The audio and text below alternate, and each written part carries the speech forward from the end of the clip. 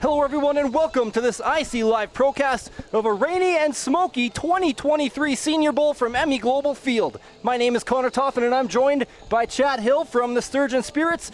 Chad, one last chance for these players to wrap up their high school careers this afternoon. Tell me what a player is feeling in a game like today's. Well, I think a lot of these players are feeling a tremendous amount of pride. One last chance to represent their high school and their high school football program. Many of these players have played 3 years for this program, so last chance that they can wear that logo on their helmet and make a name for themselves and for their school. And, you know, anytime you have a North versus South Alberta, one team wearing the green and gold, the other team wearing the red and white, we know we're going to be in for a doozy Battle of Alberta here. Now, I'd be remiss, you guys can see it probably on the broadcast right now. If you're from Alberta, you've probably gotten a bit of it. It's a smoky day today here in Lacombe. It's been a smoky week really all across Alberta. Does this affect a game like today's? Well, you know, I would think that if there's players that have asthma or have been prone to asthma attacks, they probably have their inhalers nearby with the training staff, and I would think trainers and coaches would be quite diligent in monitoring and checking with the players in their unit. But, you know, I would think the actual game being played on the field, the weather might dictate a little bit about how the game goes. I know Calgary has the South has a lot of really good receivers, and they're looking to throw that ball, but we got some rainy conditions here. Yeah. The wind has picked up in gusts a little bit, so, you know, we might see more of a ground and pound game if the conditions keep up like this. I'll say this, Chad, we're in Alberta. There's never really perfect football conditions here, is there? No, and especially this time of year. I remember last year when we were doing this game, the sun was beating down and it was incredibly hot, and I think we both left that game with sunburns. Yeah, we did. In an absolute epic last year in overtime. So yeah, the weather, the elements, the conditions, they always play a factor in Canadian football. Coaches are aware of that, but when all is said and done, players are going to play. Coaches can put in the game plans all they want, but especially in an all-star showcase like this, there's going to be some terrific athletes on that field that are going to make the difference. Players win the game. This is the 32nd edition of the Senior Bowl. The South holds a 16-14-1 record all time. They tied in 2001. Last year, like you said, the North won in an OT thriller, 16-13. They hadn't actually played for the couple of years before that due to the COVID conditions at the time. So it was a good return last year. Hopefully we get just as good of a game today. And this game, since it started in 1990, has really changed quite a bit, Chad. This used to be a game where players would come and it was more of a scouting event. Now with the additions of coaching film and just video in general and social media, there's a way for these players to spread out their talents, to show their talents to people across borders and across the world. How has a game like this changed over the past 32 years? Yeah, and you know, honestly, I think just in the last 5 to 10, we've seen it change quite a bit again, and that is a lot of the times because players have signed early already with their universities or colleges, and maybe they don't want to take the risk of coming out here and playing in an all-star showcase and getting injured before their post-secondary spring camps start. But you know what? It's honestly one of those games where I think it's gone up in prestige. If you say you're playing in the Senior Bowl, that matters, you know, and the bragging rights that are on the line, that matters. That hasn't changed at all. But I agree with you with video, and all the players have their stuff up on their social media. And I think we've seen that at the tryouts, where in certain positions there weren't as many players trying out. Right. And speaking with Tim Enger, head of Football Alberta, he said that the notion has been thrown out there to perhaps move this game to December, thinking that they might get more seniors trying out, guys who haven't signed yet, which again would make it more of that type of performance where players are wanting to get scouted. Because at this point, the overwhelming majority of players have signed, and those who haven't are probably playing their last game, and they're here for one last kick at the can, one last hurrah to get their helmet and shoulder pads on and play the game where it has meaning. Now, as I said, your head coach or coach of the Sturgeon Spirits, I believe you said you had 3 players in today's game. What does it mean?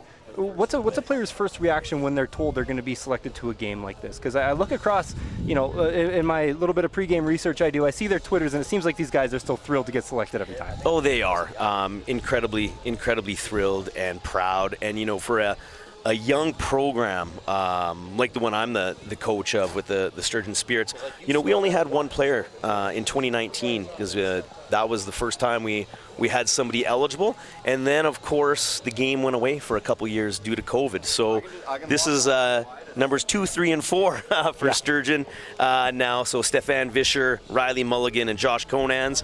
And they were all very, very proud. Got a picture with these guys before they took the field for warm-ups, and they're really, really happy to be representing their program.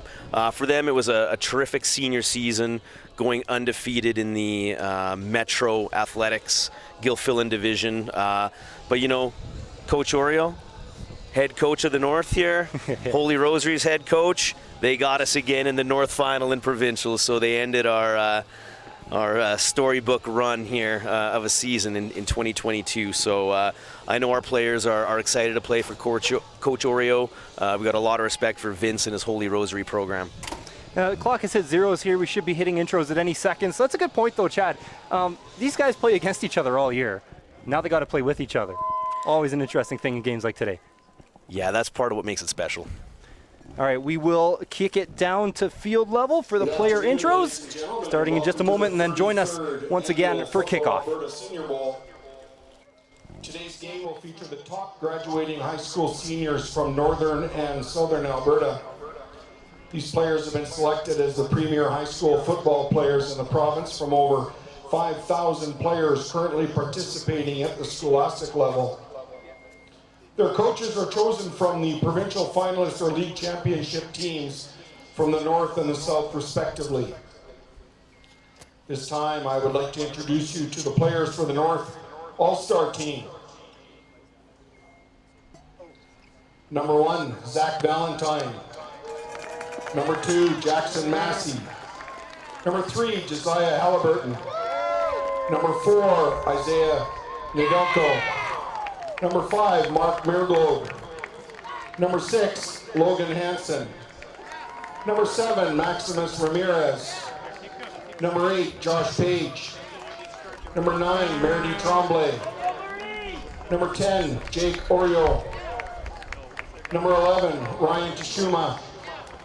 Number 12, Matthew Kavanaugh. Number 13, Ryan Raymond. Number 17, Devin Kopenhauer. Number 20, Tyler Gerwing. Number 21, Andres Gutierrez. Number 22, Trey East. Number 24, Darian Curry. Number 25, Walker Ratt. Number 30, Caleb Kahn. Number 32, Stefan Vischer. Number 33, Aaron Parker. Number 40, Aiden Sendecki. Number 43, Quinn Peterson. Number 44, Jake Gilhart. Number 50, Josh Conans. Number 51, Joshua McNally. Number 52, Helman Nados. Number 54, Dakota Petal. Number 55, Kobe Jones. Number 56, Bjorn Nelson. Number 60, Connor Logan. Number 65, Eric Faulkner. Yeah! Initially wearing number 80, Samuel Bowen, now wearing number 15.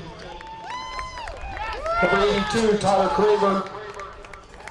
Number 88, Benjamin Warren. Number 92, Riley Mulligan. Number 95, Bradley Roden. And number 99, Maxwell Sama. Head coach, Vince Oreo from the provincial Tier 3 provincial champion, Holy Rosary Raiders from Lloydminster, and the rest of the North staff.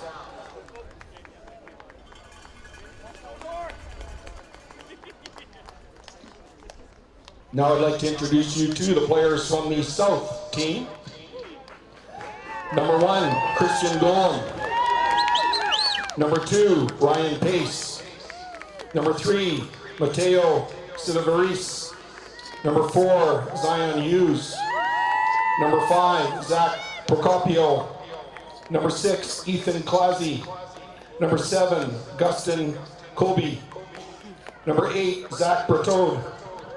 Number 9, Dane Yudzepski.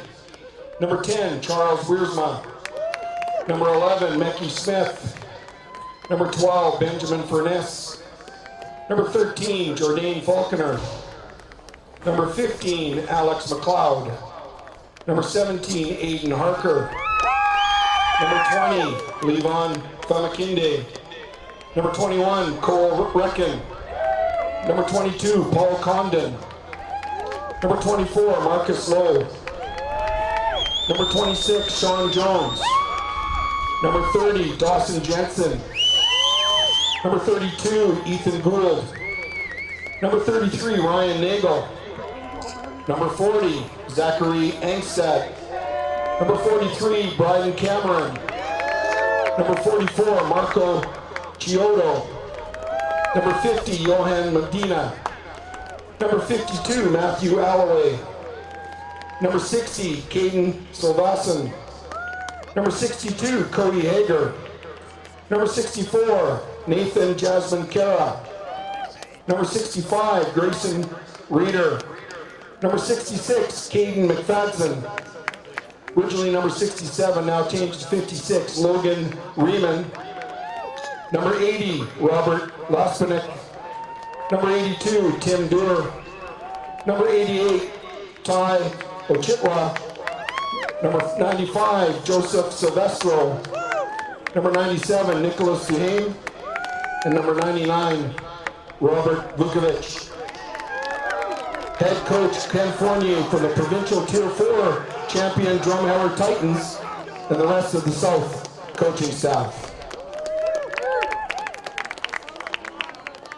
Ladies and gentlemen, if we could please get you to stand if you can, remove your hats.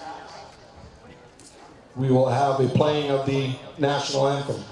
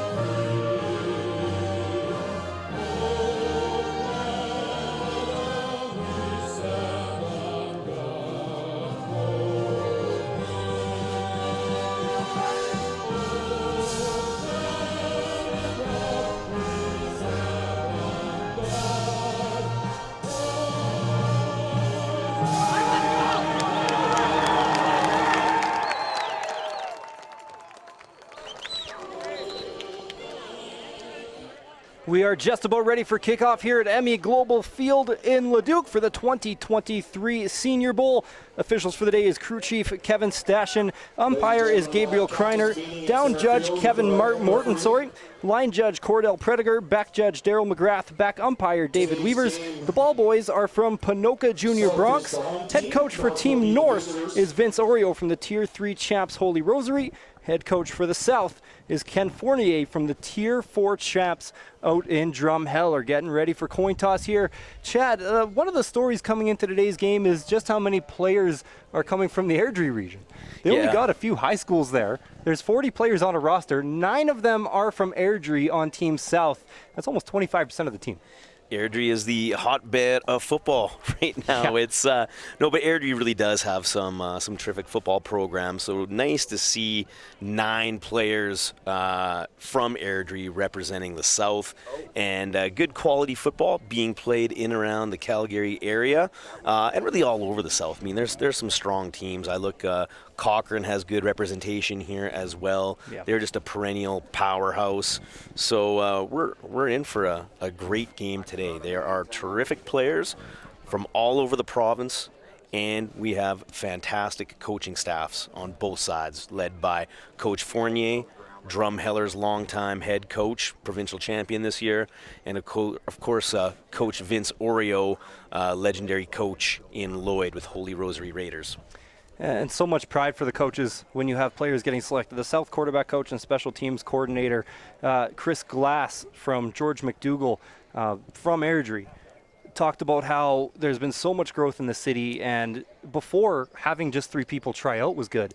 This year, 9 players on the roster, a special year for the whole football community out in Airdrie, Chad. Yeah, so let's hope that the folks in Airdrie are either out here in Lacombe or they are tuned into this IC Live broadcast. And again, big thanks to IC Live for having me here today. I'm excited to talk about football today. Coin toss and defers to the second half. Sounds like, I think I heard Team North won that coin toss and deferred. South will receive and they will defend. And so the end South zone. will receive first. Up next will be the kickoff. And kickoff now just seconds away. Chad, from a coaching perspective, you haven't had a lot of time for these guys to practice together, especially this year. They've had to practice indoors a lot with the smoke and the conditions outside. What's a playbook looking like in a game like today's?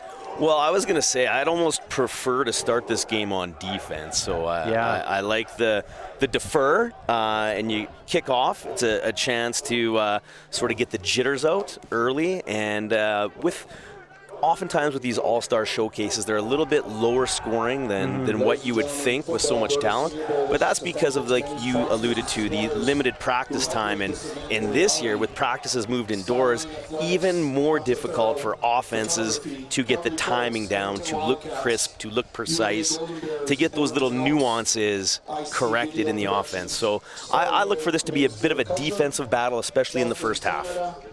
Last year, talking about sloppiness, the game went to overtime off of a blocked kick. So normally in these games, you do expect something a little bit more sloppy. So like you said, Team North starting on the defensive end might have a bit of an opportunity to set the tone first. And looks like, is that quarterback Matthew Kavanagh also handling the kickoff duties today? Well, in pre-game, he was nailing them from about midfield in this direction. So on your screens, looking from left to right with the wind at the back. The kickoff at the 2023 Senior Bowl. We are underway.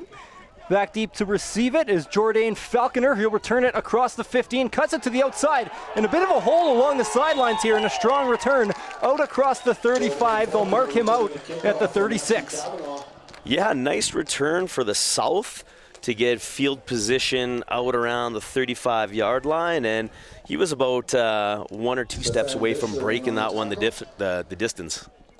Gets the ball out to the 36-yard line. It'll be a 32-yard. And there you go, Sturgeon Spirit in there with the force out of bounds. Stefan Vischer.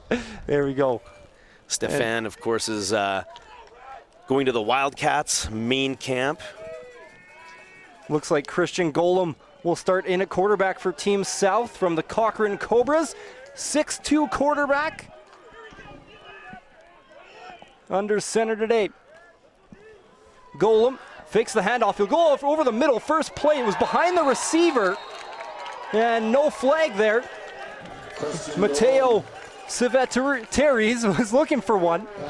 Little run pass option on first down. And he had his receiver there open. Ball was thrown just a little bit behind Civetteris. I thought perhaps that could have been a pass interference on the very first play. I think the North might have got away with a little early contact there. Might have ruled it uncatchable there as it fell about 5 yards short even after the receiver had turned. Second down, and it's a handoff out to Paul Condon. He's going to pick up a few here. There is a flag on the field down at about the 38. They'll mark him down. First down territory was at the 46. He'll be well short of that. And Team North pointing in the Team South direction. Looks like this play might be coming back if Team North accepts. Yeah, offside on the South. Looked like a couple of little hiccups there. Probably some nerves early. And line and receivers weren't quite on the same page with the snap count. So they'll mark him for a 6-yard gain.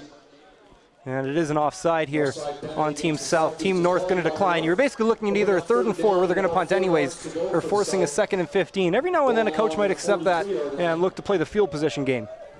Yeah, I think at this point they're just happy if you're the North to get a 2 and out. Have your return team on the field with a couple of playmakers back there. Number 3, Halliburton from Harry Ainley, is a speedster, and I think that's MEGlobal back there from Leduc, who is a terrific player. He's receiver. I've seen him play quarterback as well. Robert Lesebnik into punt. He gets a pretty good one off, angled out at about the 40. It'll be Halliburton receiving, breaks a couple tackles, and taken down by a few Team South players just across the 45. Yeah, I think that was Brattrud from St. Francis in Calgary with that special teams tackle. From what I've seen over the years, those St. Francis Browns, physical. They can hit. They always have a heck of a defense there that makes them competitive in Tier 1 year in, year out. Josh Page going to start the game at quarterback for Team North. Page will take it, and it's a play fake. Page boots it out to the left. Might have first down yardage here as he goes to the Team South 50. That'll be good for a first down and a little bit extra. Good start for Team North's offense. Yeah, and he sort of lowered the shoulders there on contact on Furness. Furness holds on to make the tackle, but Josh Page, one of those players, I remember hearing about this kid back in Pee Wee. He has been the guy at quarterback in the province for several years now, so really looking to see what Page can do in this all-star showcase as the leader of this Team North offense. Whistle on the field here. Dawson Jensen running off. Looks like it could have been possibly an equipment issue with an untucked shirt. He'll go to the sidelines and get that fixed up. 1st and 10, Team North, ball just inside the 50. So a fresh set it down for Team North here as we open up this first quarter of the Senior Bowl. Fakes the handoff. Page booting out to the right. A pass is intercepted.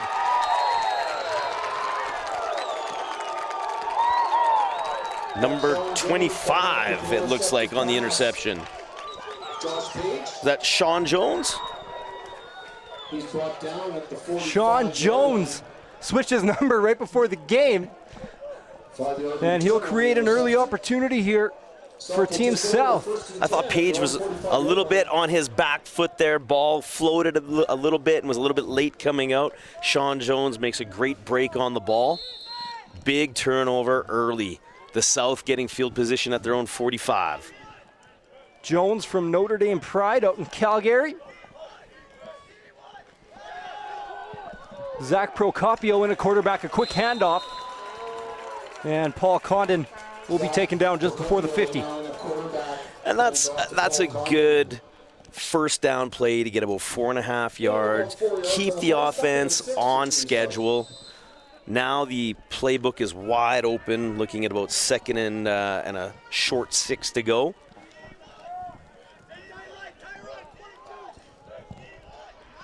Couple receivers to either side, one in the backfield. Another handoff here as a flag flies, and Condon not getting too far past the line of scrimmage this time. We'll check the flag. Last time it was an offside on Team South. It's like Con and Mulligan stopping the ball carrier well short. Offside. But offside on the North. An offside on the North, and it would have been about a 2nd and 4. 3rd and 4 rather. Now we're looking at about a 2nd and 1 here. More of a 2nd and inches here as they move the ball past the 54-yard line. So this is a play where some coaches like to take the shot. 2nd and inches to go. don't be surprised if you see the South take a shot here, perhaps on play action. Not at a bad spot on the field to do it either at midfield.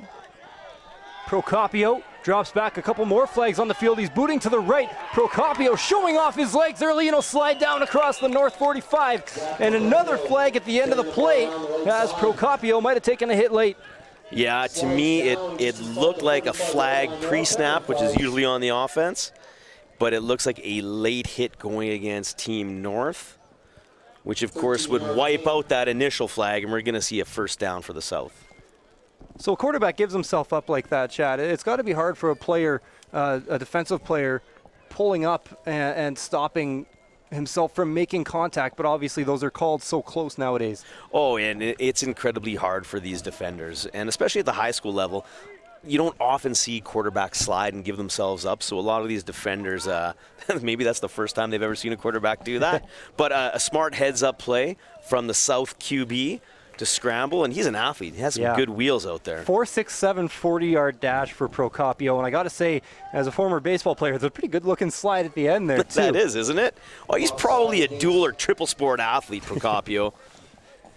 So they're going to move the ball here to the Team North 30 after the late hit. Yeah, piling on unnecessary roughness. And a good drive here on the second drive for Team South. Procopio has the offense moving. Takes a snap, quick handoff to Condon as he looks for some room to the left, and another flag here on the field down at the 34 as Condon gets hauled down at about the 28. And this one's coming back. Yeah, flag in the backfield, usually holding on the offense. But that Caleb Kahn, number 30, keep an eye on him for Team North. He really popped. I was at the North tryouts for a day, and that number 30 from Salisbury Sabres really caught my eye. Talked to Coach Cam Fraser about Kahn. Cam Fraser, head coach of Salisbury for many, many years, since 1996, said he's coached Kahn since he was in Adam, and he is so impressed with his sideline-to-sideline movement. He was the real backbone of that Salisbury Sabre defense, co-MVP award recipient for the Sabres. Couple late substitutions here for Team North, so ball backed up to the 40-yard line, and now a 1st and 20 for Procopio and Team South. Motion across, another handoff to Condon here, gets met at the line of scrimmage by Bradley Roden and then hauled down by the rest of the line after. With Condon straight up the middle. Yeah, Condon did not get much. I thought initially that looked like the O-line had opened up that hole, but it closed rather quickly. Those Harry Ainley linebackers can fly around as well. They close that gap and get into the run lanes. The 6'6" Bradley Roden from Our Lady of Mount Pleasant Royals getting an arm in there. And now a 2nd down and 20, a lot to make up here. And if your Team South might just be looking for field goal range. Procopio takes a snap, looks right, running right, pass nearly intercepted. It was off the fingertips of Quinn Peterson. Yeah, Peterson was in good coverage there. There wasn't much room on that sidelines, and he had Riley Mulligan pressuring the quarterback in the backfield. So big stand from the North defense after penalty problems gave the South ample field position to score. Looks like the South has their punt team on. They're not going to try a long field goal. It would be a 47-yard field goal from here. They do have a kicker on the roster in Lesebnik. High snap. Ooh, high snap. Lesebnik has to run back and get it. Has a bit of room in front of him. Gets one off with the right foot, and that one isn't even going to cross the North 50, so ends up being a loss of 9 yards after the high snap. And that is essentially a turnover. Again, I'm not sure with the official stats department if that counts as a turnover, but that is a turnover. It would have been a 47-yard field goal if they were to try it. Record held by Hugh O'Neill, who went on to play in the CFL, once kicked a 42-yarder in this game. When I look at the records and I look at the past MVPs, it makes me wonder who here today will we eventually see play in the Canadian Football League. Josh Page in for his second possession straight. A handoff here to Ramirez, who crosses midfield Oh, big hit from number 17 on the south, Klumpenhauer. Oh, sorry, I'm on the wrong roster there. 17 on the south is Harker from Strathmore. I was gonna say, that doesn't look like a Sylvan Lake helmet. And just 5'10", 150 for Harker. And player down on the field here for Team North. It's Ramirez, the running back. He took that big hit to the knees. And Ramirez is staying down out of Fort McMurray. Looked like he had gotten up initially, got back to the huddle, and then might have felt something. Yeah, he took that pop right on the knees and sort of flipped over. Looks like they're looking at the lower body. Ramirez is signed to play in Acadia next year, so out east going to school. Like longtime head coach up in Fort McMurray, Kevin Garbullo, is a Acadia Axeman alumnus, played linebacker there. I'm not quite sure he has the athletic ability of Ramirez here, though. I'll say that right now. If Coach Garbs is watching, I'm not sure Garbs was ever that fast. Ramirez is a true speedster. So oftentimes in a game like this, you see a player go down, and in a regular game, it might just be a knick-knack type of injury where they try to fight through it. But in a game like today, I'd imagine probably better off just to be a little cautious with these things. Yeah, it's this time of year especially, we never want to see injuries happen. So many of these players have camps to go to for their university or junior team. So these all-star showcases are incredibly entertaining, but we hope all the players stay safe and healthy. Looks like Trey East in it, running back now behind Page. He'll move to the left, receivers in motion, and a handoff. Looked like it might have been an option play here, but he'll give it up to East, who gets near the first down marker. I think Page wanted to pull that and keep it. Page, just a terrific athlete, but Trey East, a little different style runner than Ramirez. Was texting with former coach Pritchard up from St. Joe's, and he said East really has a lot of that lower body strength, very leg heavy. I thought he made the first down there. Yeah, they're going to mark it just short here. Talk about lower body strength. They might need it here on a 3rd and short from the South 51. They just really need to get past that yard line. It's going to be a sneak here for Page, goes under center and gets it easily as he crosses the 50. Got it by about 1.5 yards there as Team North picks up the first down. Speaking of leg strength, Page, incredibly strong lower body. Well, he's got strong upper body too. He's a strong young man. Team North will line up at the 49 of Team South. Halfway through the first quarter here.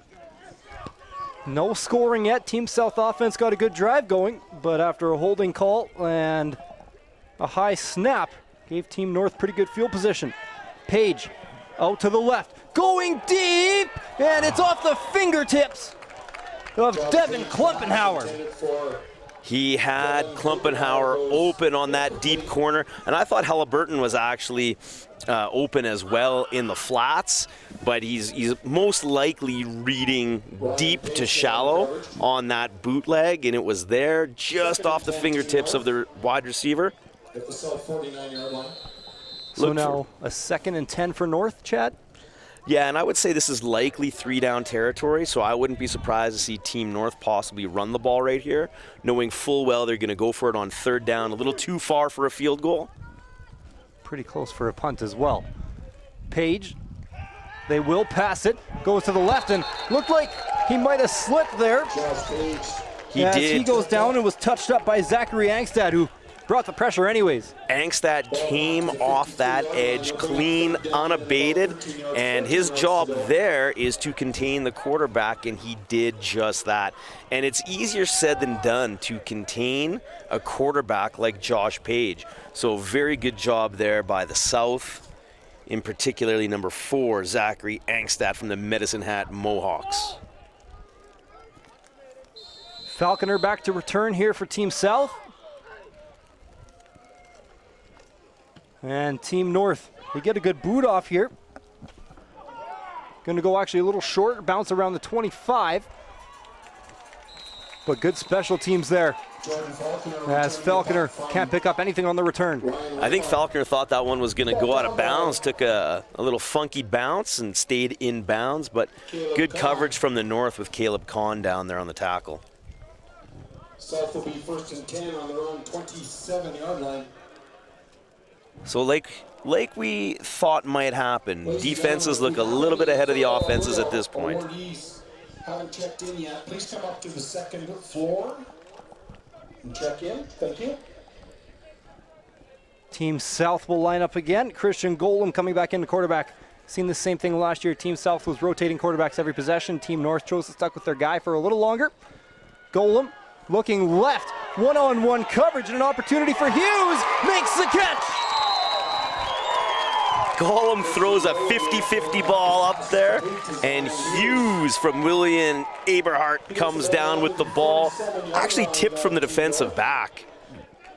So the South a little bit fortunate on that play, but you got to be lucky to be good and good to be lucky, and a big play from the South to get field.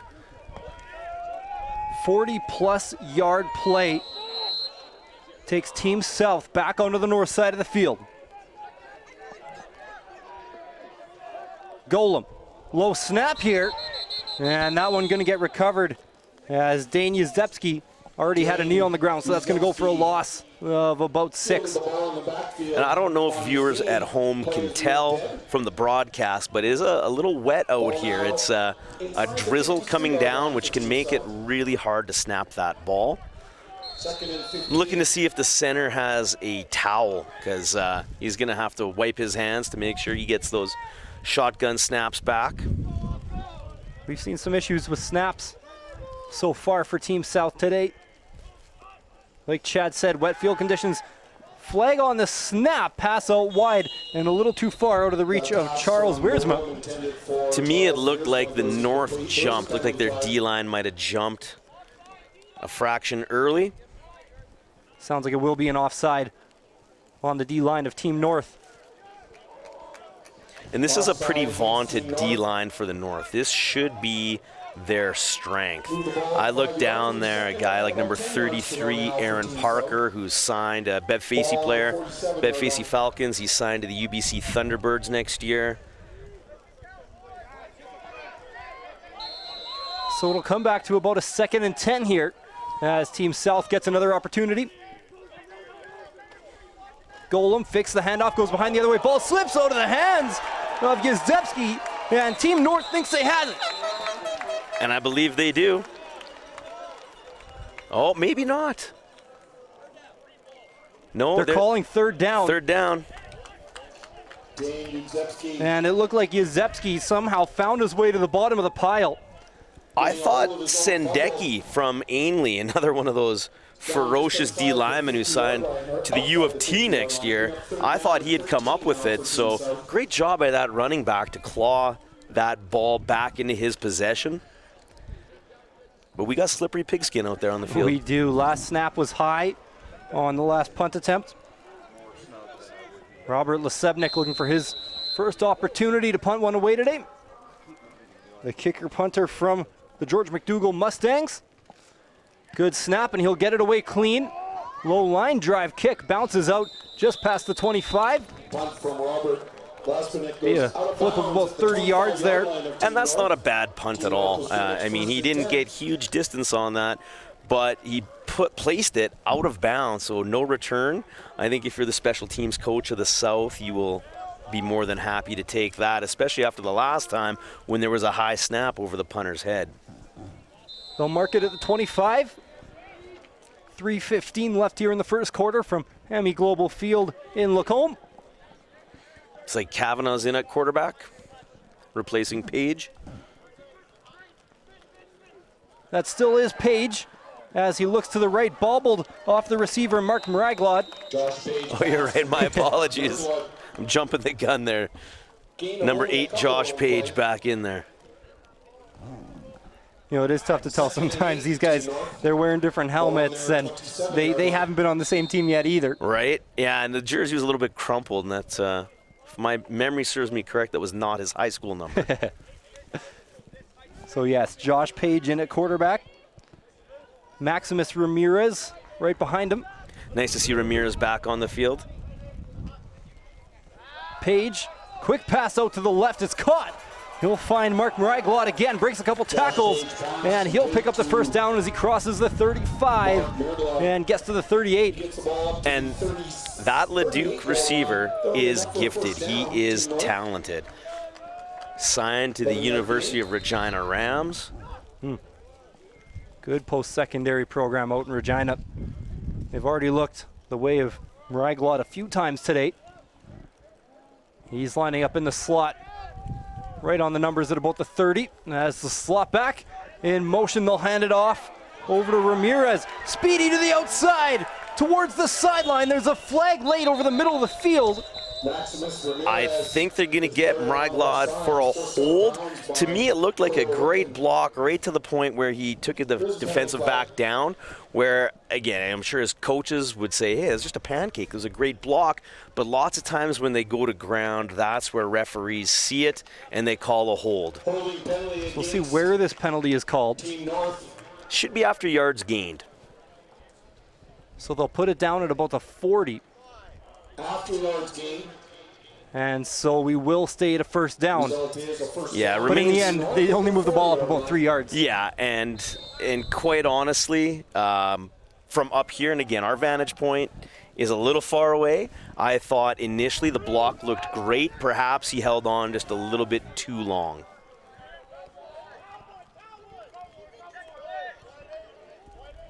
Some momentum here for Team North and some big pickups. They're going to look right back to Ramirez, another flag on the play. It's about half the plays so far we've had a flag. It's been a bit of a slow-moving quarter.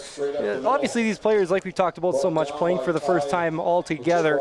Is that something that we can expect to get better as the game goes along, or will rotations kind of keep these flags flying? Well, I sure hope it gets better. A little sloppy here. A little sloppy, and the refs are calling it tight. That was a bit of a misdirection counterplay from the North, and they're calling a hold on that. And anytime you have these misdirection plays with pulling linemen in sloppy conditions, again, where I said they haven't worked out the nuances of all these concepts, you can see some mistakes, and the refs have keen eyes today. Well, both offenses have been moving forward, pretty much 2 steps forward and a few back. Fakes the handoff to Ramirez, out to Meriglot again, and it goes off of his fingertips. Looks like Team South was all over it anyways. Yeah, it looked like the South was defending that very well. Number 8, Bratchard again from St. Francis was in the vicinity, and Meriglot might have just been guilty of looking upfield before he secured that ball. I don't think that was a case of slippery pigskin. I think that was just a case of taking eyes off the ball. Honestly, it might have not been a bad one to drop anyways. He was about 2-3 yards in the backfield with Team South players everywhere. Meriglot probably could have made a few of them miss, but pretty talented game today and tough to do that. Page booting to the right. Meriglot is open over the middle. It's going to be a big gain here for Team North, and it's going to get them close to first down distance. It'll get them to about a 3rd and 1, and maybe an opportunity here to convert on what was a 2nd and 20. Yeah, that was a great play for Team North to make something happen. And again, that was that bootleg concept where it looked like Page had the deep corner route again, but didn't take it. Checked it down to Meriglot coming over on that drag route. Good throw, good catch to set up 3rd and about 1 at the 49-yard line. Big play here. 4 straight passing plays. They've looked to number 5 for Team North. Page under center. He snuck it once successfully today. This time a handoff and a good, it's loose. And looked like Team North might have jumped on it. Ramirez, the ball popped out, but recovering it is the O-lineman Colby Jones from the Camrose Trojans. Yeah, Colby Jones, who has a couple of different options available to him next year as well for post-secondary. Huge play. Not often a lineman gets their name called like that. Great athletic play jumping on that ball, but big stick there. I believe it was Dawson Jensen from George McDougall out of Airdrie. There you go. Big stick to pop that ball loose. So that's it for the first quarter. Still knotted up at 0. Chad, these games, they're close, and maybe they're, I don't want to say boring, a little slow offensively. Yeah, right? a little slow. But as they stay close, it kind of picks up the intensity as we keep going along. Yeah, it does. And again, I'm not surprised that we have a low scoring or a no scoring first quarter. Too many flags on these offenses. They're going backwards, and the defenses are here to play, man. They're having some big hits, big tackles, balls coming loose. So 1st and 10 for Team North from the 53, now going in the other direction. Page looking to the left, out to MEGlobal. Jump ball, and it falls incomplete. In coverage was a Sean Jones. That was fantastic coverage by defensive back Sean Jones from the Notre Dame Pride. Who has an interception already today as well. Yeah, I guess he's making his name known to be maybe an early candidate for defensive MVP for this game. See if he's covering MEGlobal again. Looks like he will be. No, he'll go one more to the right. He'll be on Ryan Chuma, rather. Page takes the snap, looked left, saw nothing, kicks it to the right, across midfield. He's got the first down and more. Josh Page out of the 30. There is a flag in the secondary. Came down early on the play. I believe the officials are going to call holding downfield again on a receiver from Team North. This looks quite possibly like yards gained. Should remain first down, but they're going to move this ball back by the looks of things. That's the second big gain on this drive for Team North. If this is a hold, that's going to come back.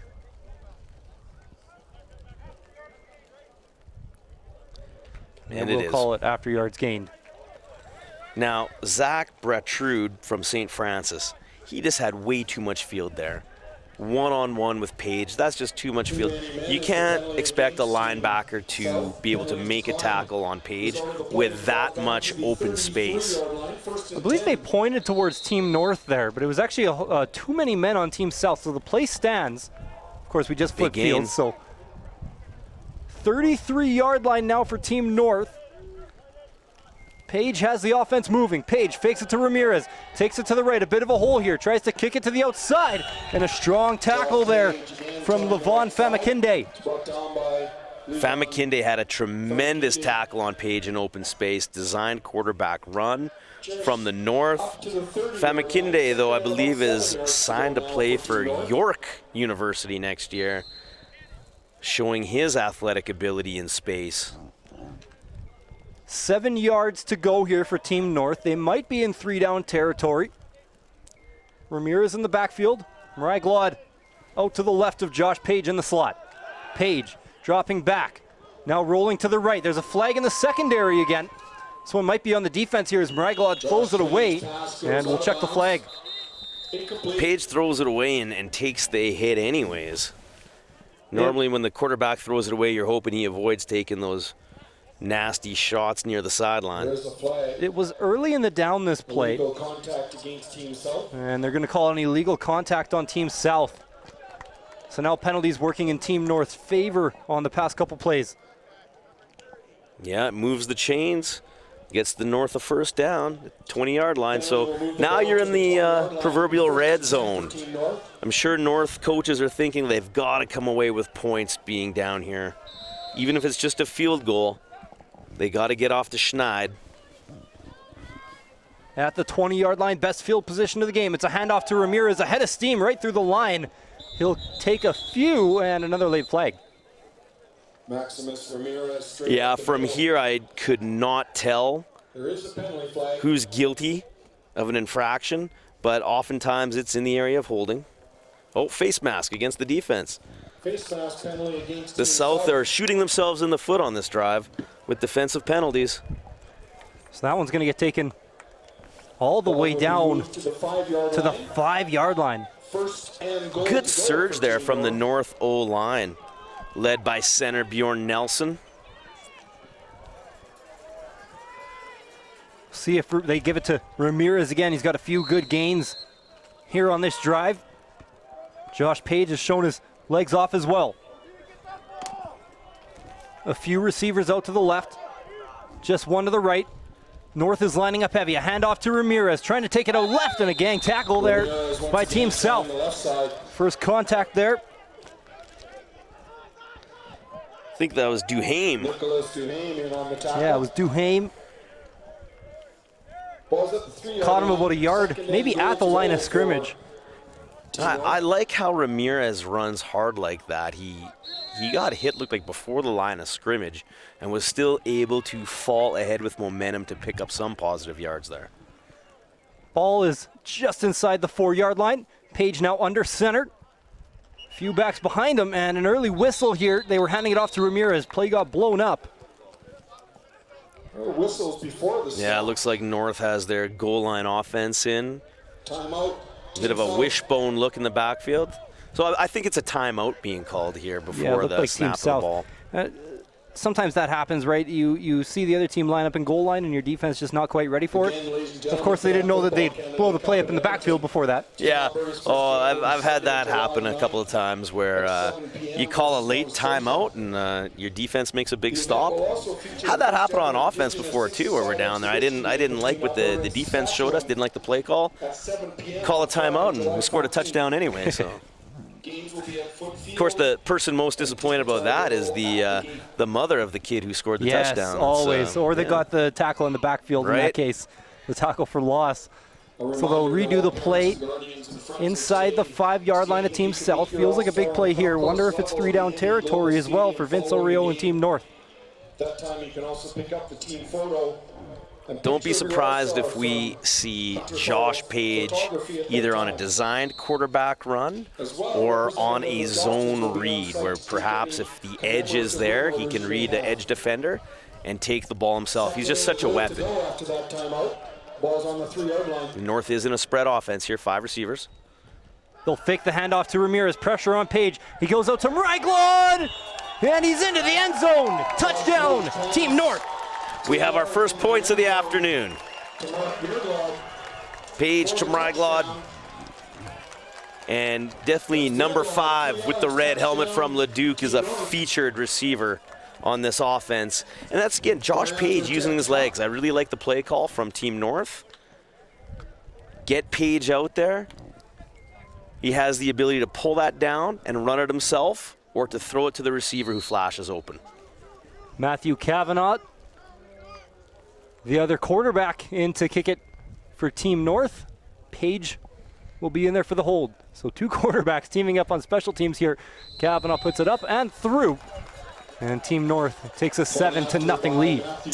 I didn't realize till watching the warm-up what a strong leg Cavanaugh had, of course, when we played his high school team, Holy Rosary. It was deep into November on a grass field, and they were too busy scoring touchdowns. They didn't need to kick field goals. We, unfortunately, in Sturgeon, we got a little saying that the Grim Reaper wears silver and black of the Holy Rosary Raiders.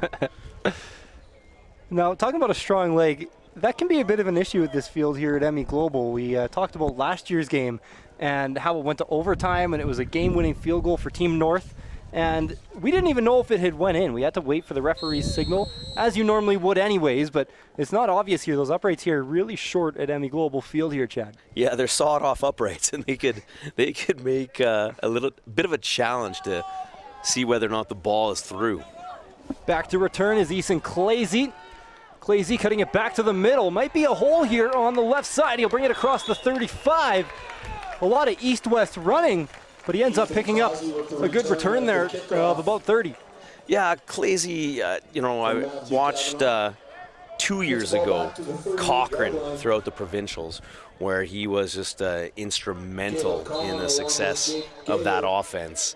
So I'm not surprised to see him back there returning kicks for the South. Tremendous offensive weapon. 53-yard kickoff with a 36-yard. I think that was Conan's in on the tackle there for the North. Christian Golem from the Cochrane Cobras, and a quarterback for Team South. They haven't seen the field in a while, the offense hasn't. A quick handoff up the middle. Went to Paul Condon, but stopped right across the line.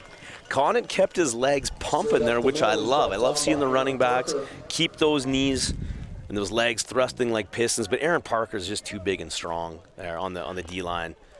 Parker got a hold of him, and running backs aren't going to go too far once Big 33 has him wrapped up. To think that guy, Parker, used to play safety and linebacker when he was in Bantam and then starting at Bev Facey. Wow.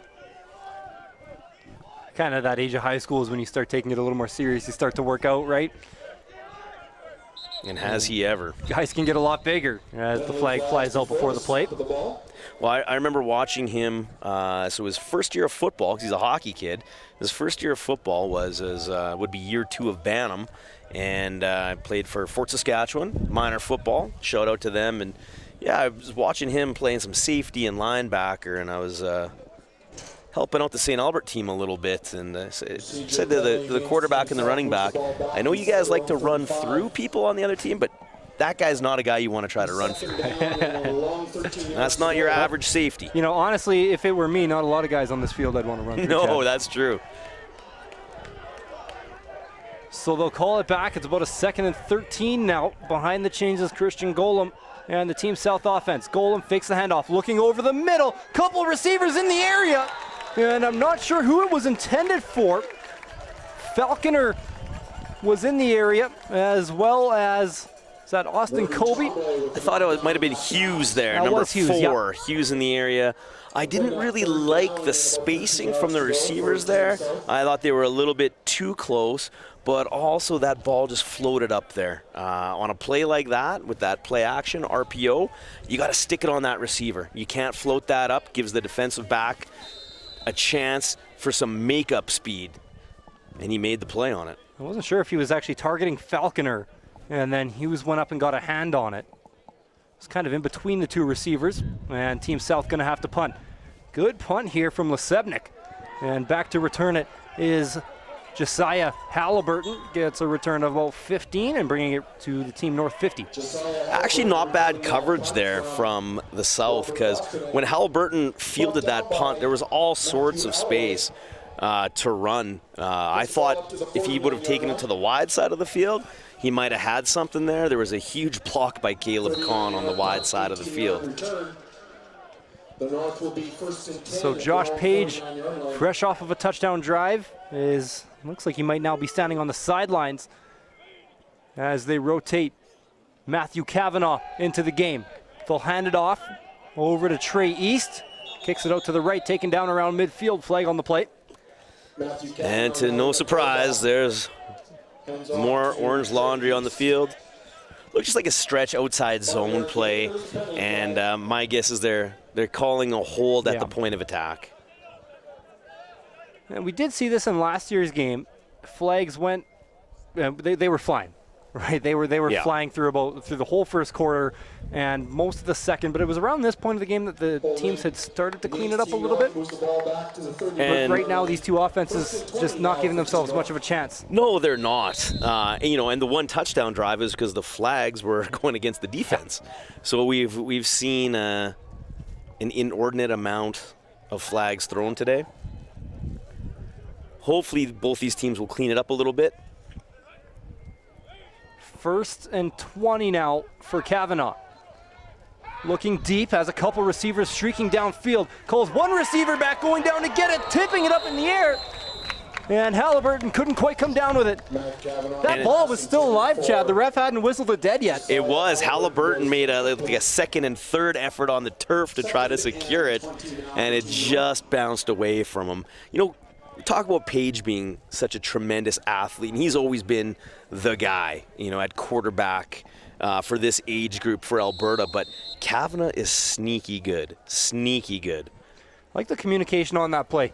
That play was blown dead, and then Kavanaugh motioning to Halliburton. He at least gave himself a chance to get that first down there. Yes, he did. 2nd and 20. Kavanaugh, he'll move left again. And a short pass over to Benjamin Warren. It'll be a gain of maybe nothing here. Yeah. Just a few. Just a couple. Those two were a really nice connection in their high school season, the two teammates, Ben Warren and Kavanaugh. They hooked up several times throughout the course of the season. They hooked up several times in that North Final, and then again in the Alberta Bowl Tier 3 for a big victory for Holy Rosary. And Warren looks a little bit bigger than what I remember him, actually. I think he's listed at 5'11". Yeah, listed at 5'11", 175 Warren. Didn't look small on the field. And Team North going to punt. High snap. And they're just going to get this one away. Bounces just inside the Team South 50, and it's a short punt, so they're going to blow it dead. A little surprised they blew that one dead. They don't often blow it dead. It wasn't hung up there. And I had a little talk a couple of weeks ago in the midget final, Spring League football final.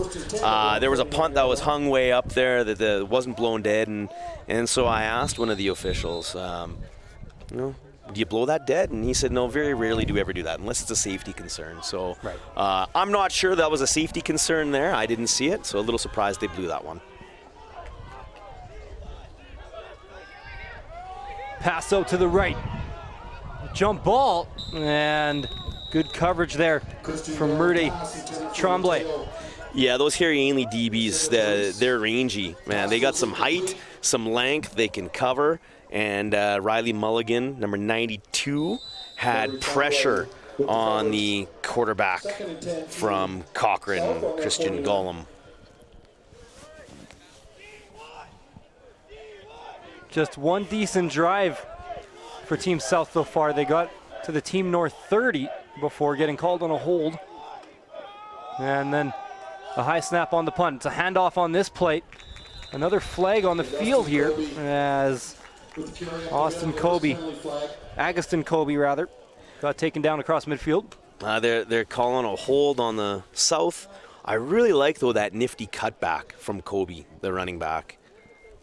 Sort of, I was called press the heels of that offensive line, and I thought he was just going to cram it for 3 or 4 hard yards, but he made a nifty little cutback for about 7 or 8. Unfortunately, it's all for naught. They're actually going to decline it here, and this is an interesting one because it is 3-down territory, I would imagine. It'll be a 3 and about 3.5 versus what it would have been at a 2nd and 20. Yeah, I think I would have pushed them back. Defense is playing really good. I think I would have pushed them back just because a 3rd and 3 over the midfield stripe, I feel like it could very easily be a 3rd down gamble. It looks like they are bringing on the punt team here anyways as Lacombe comes onto the field. Now, do we see a fake, or is it just too obvious right here? I was wondering. It's a little obvious. When I start thinking it gets pretty obvious, right? Do they have time to install a fake? I bet they did. These are all-stars. They could figure stuff out pretty quick. Snap does go to Lacombe, and it's a straight punt. He gets a good boot on it. Goes down near the 10. Reaching behind him to get it is Halliburton, and not a lot of room there. Good special teams play for Team South. Classy, right? That Cochrane Cobra. Another flag down, though. Yeah. It was, I believe, while the ball was in the air. It's down at about the 35. That's oftentimes a holding on the receiving team. That's kind of the area it's at. And they are pointing in Team North's direction. They might walk this ball back even further. It's marked at the 11 right now. Could be an illegal block, I think. This could be a half the distance penalty. That would bring them well inside their own 10. Yeah. And they're going to walk it all the way back to the 1 yard line. Yeah, it's because it was a UR. So they're going to march that all the way back. So I didn't see the infraction, but my guess is it was probably ruled a crack block.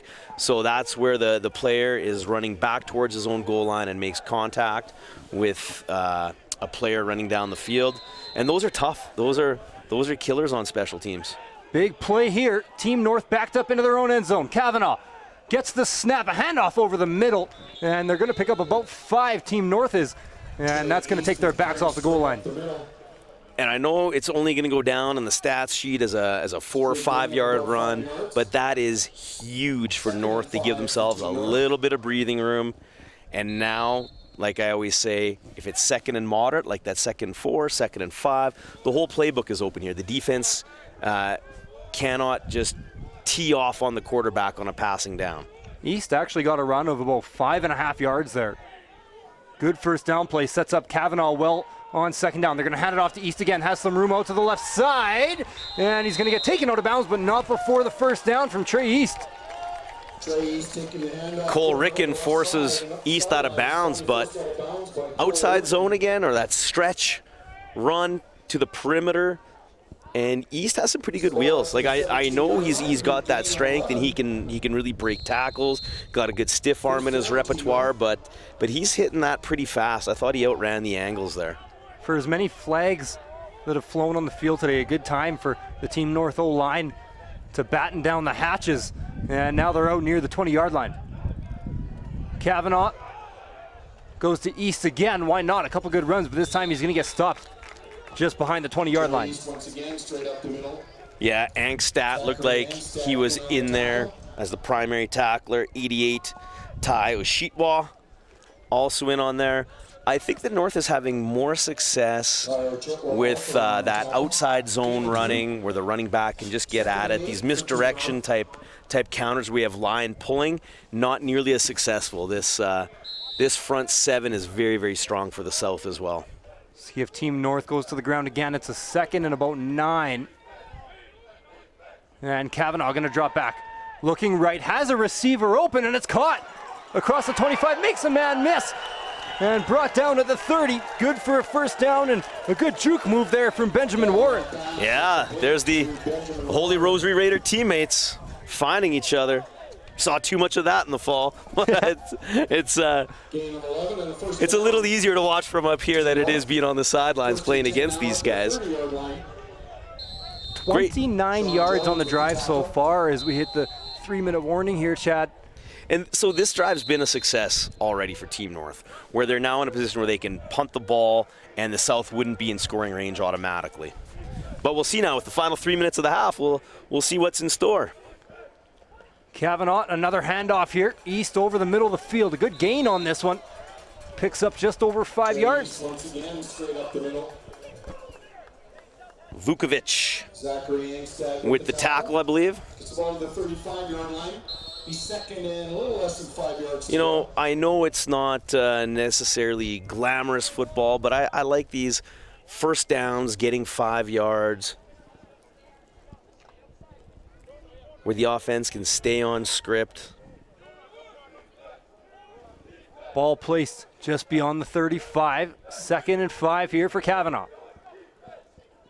Fakes it to East. Hand in there for Team South. Ball is loose. And Kavanaugh looked like he wanted to pick it up and run for a second, but with Team Red jerseys everywhere, decides to just bat it down.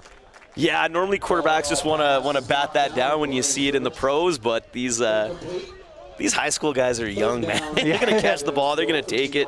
They don't care if they get hit. But that South D line was in there fast. Is that Angstad again? Yeah, he's been dominant Number 40 so far. in there?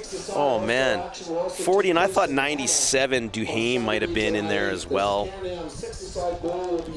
Regardless, though, a 34-yard drive there for Team North. Takes a few minutes off the clock as well. Right, and like I said, that's a successful drive if you're North. You're backed up on your 1 yard line. You're now out at the 35, and you get to punt. Your defense got a rest, so that's a successful drive. High snap, punt gets away. Might have been tipped by a player on Team South, and that one's going to go off and not get a lot of yardage there. I don't even know if that one made it beyond the line of scrimmage. And again, not sure what the official stats say, but that's a turnover. Right there, that's a turnover. The North, I don't think they only netted 5 yards off of that. So that's as good as a turnover if you're the South. So we just got finished complimenting the North on that successful drive, but the South comes up big right there having pressure. It looked like that snap was a little bit high again for the North punter. Looked like it might have been tipped as well. That's right. So now they are in scoring range. Golem in for another drive with just over 2 minutes. Open receiver to the left, floats it up, and it's through the hands of Falconer. Oh, and Falconer was open again. It's a couple of times we've seen Falconer open. And I thought Golem threw a pretty good ball there. Again, hard to see from our vantage point how that one was incomplete, but that play is there. We don't really feel it up here, but it sounds like it's starting to get a little windy down at field level too. Sometimes can make it a little harder for the receivers to track the ball. That's true, and I was down there pre-game, and there are some wind gusts. Pass over the middle, over the receiver, and it's intercepted. Tyler Gerwing comes up with the interception for North on the return, takes it across the 40, and finally hauled down by Dane Yuzdepski. There is a flag at the 25. And this might be an illegal block after the interception. So a little run pass option there. I think the quarterback just floated that one to the safety. And these Holy Rosary kids are making plays all over the field on offense and defense today. Might be bringing back some flashbacks for you, hey? Some not very nice ones. Yeah, no, and Gerwing's a heck of a player as well.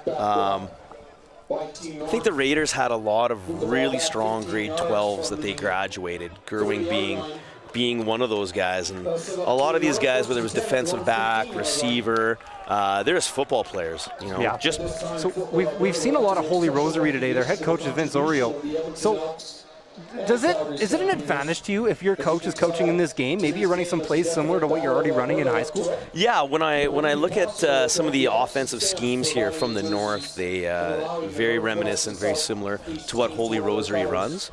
So there is that bit of that comfort zone, and you never know, some of that terminology might be the same as well.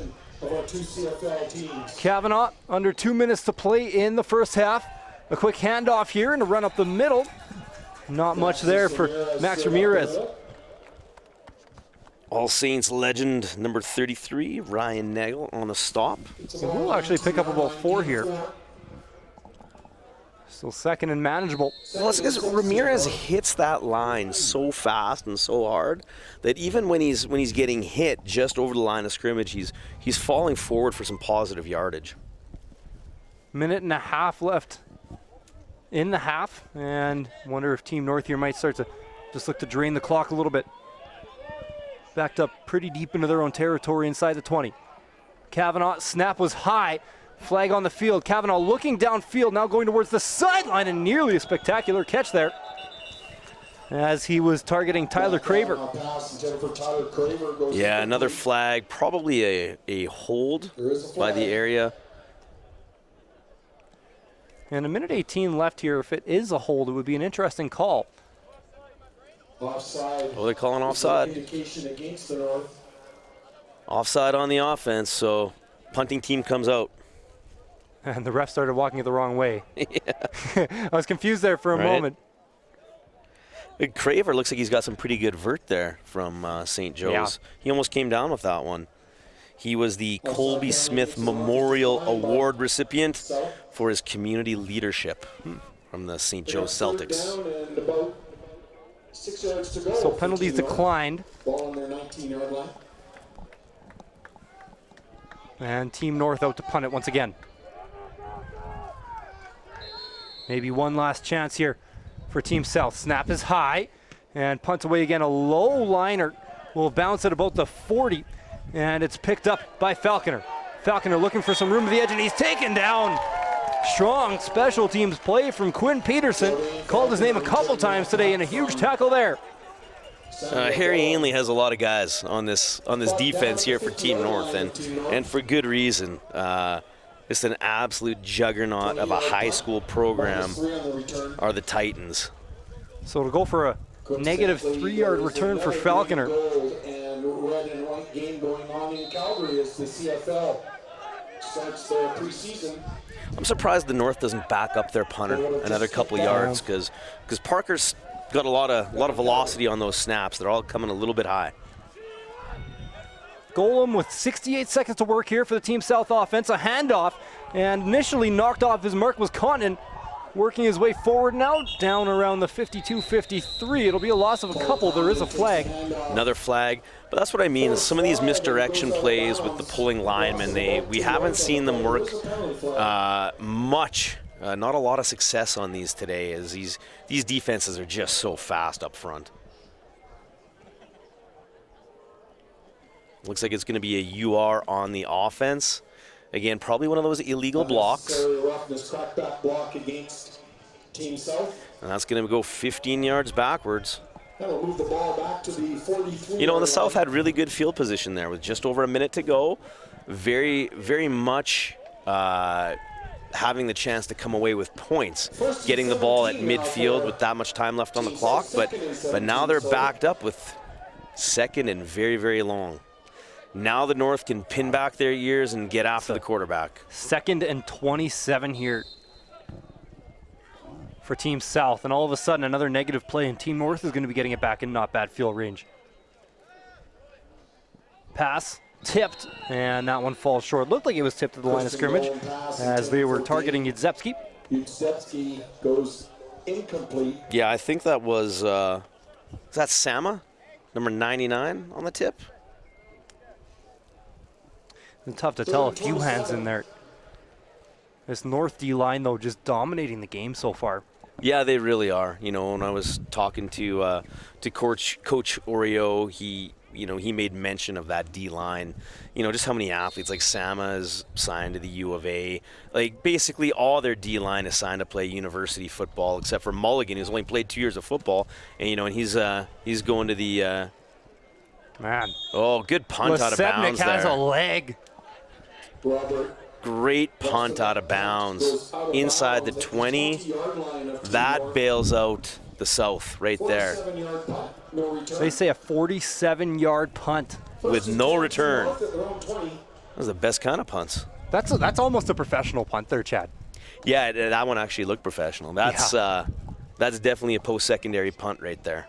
You see, usually there's no kickers or punters on these rosters. Even on a lot of high school rosters, you'll get a receiver or quarterback in there to punt and kick. But you see why Lacombe made this team. He's been a difference maker for Team South today. Incredibly valuable. Kavanaugh hands it off, and Ramirez not much room down the left side. Swallowed by that South D-line. Number 95 there, Silvestro. 2nd and 12, Team North. From Notre Dame. And number 30, I think, was in there as well. Dawson Jensen, we've called his name a few times. Defensive battle here. Yeah, loss of 2 on that one. Get the feeling this is the kind of game where it could be a defensive play that changes the momentum of it. And that's why I'm wondering if the North just doesn't play it safe here. They're going to flip it up over to Halliburton. Halliburton with some room through the right, makes a couple guys miss. And kind of hopping there across the 30. That's going to be first down yardage. Yeah, he gets the first down on that little jet sweep, but I like the way the North runs that as a little pop pass, just because if it's dropped, if the mesh isn't good and it's dropped, it goes down as an incomplete pass, not a fumble. And the quarterbacks like it because they get some passing yards to their stats. Some easy ones. That's a big play, too, because they would have had to punt it away there with maybe time for something to happen on the special teams play. Now Team North just going to be able to run out the clock here in the first quarter. Yeah. First half, rather. Just look for a run to Ramirez here to end it.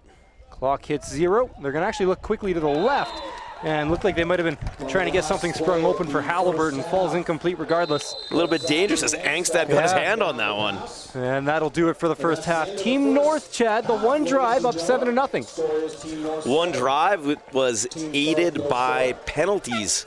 Flags flying against the defense on that drive, and the North capitalized.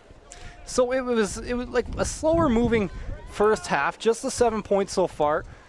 Your Team South, your head coach Ken Fournier, what are you telling your team in the locker room here?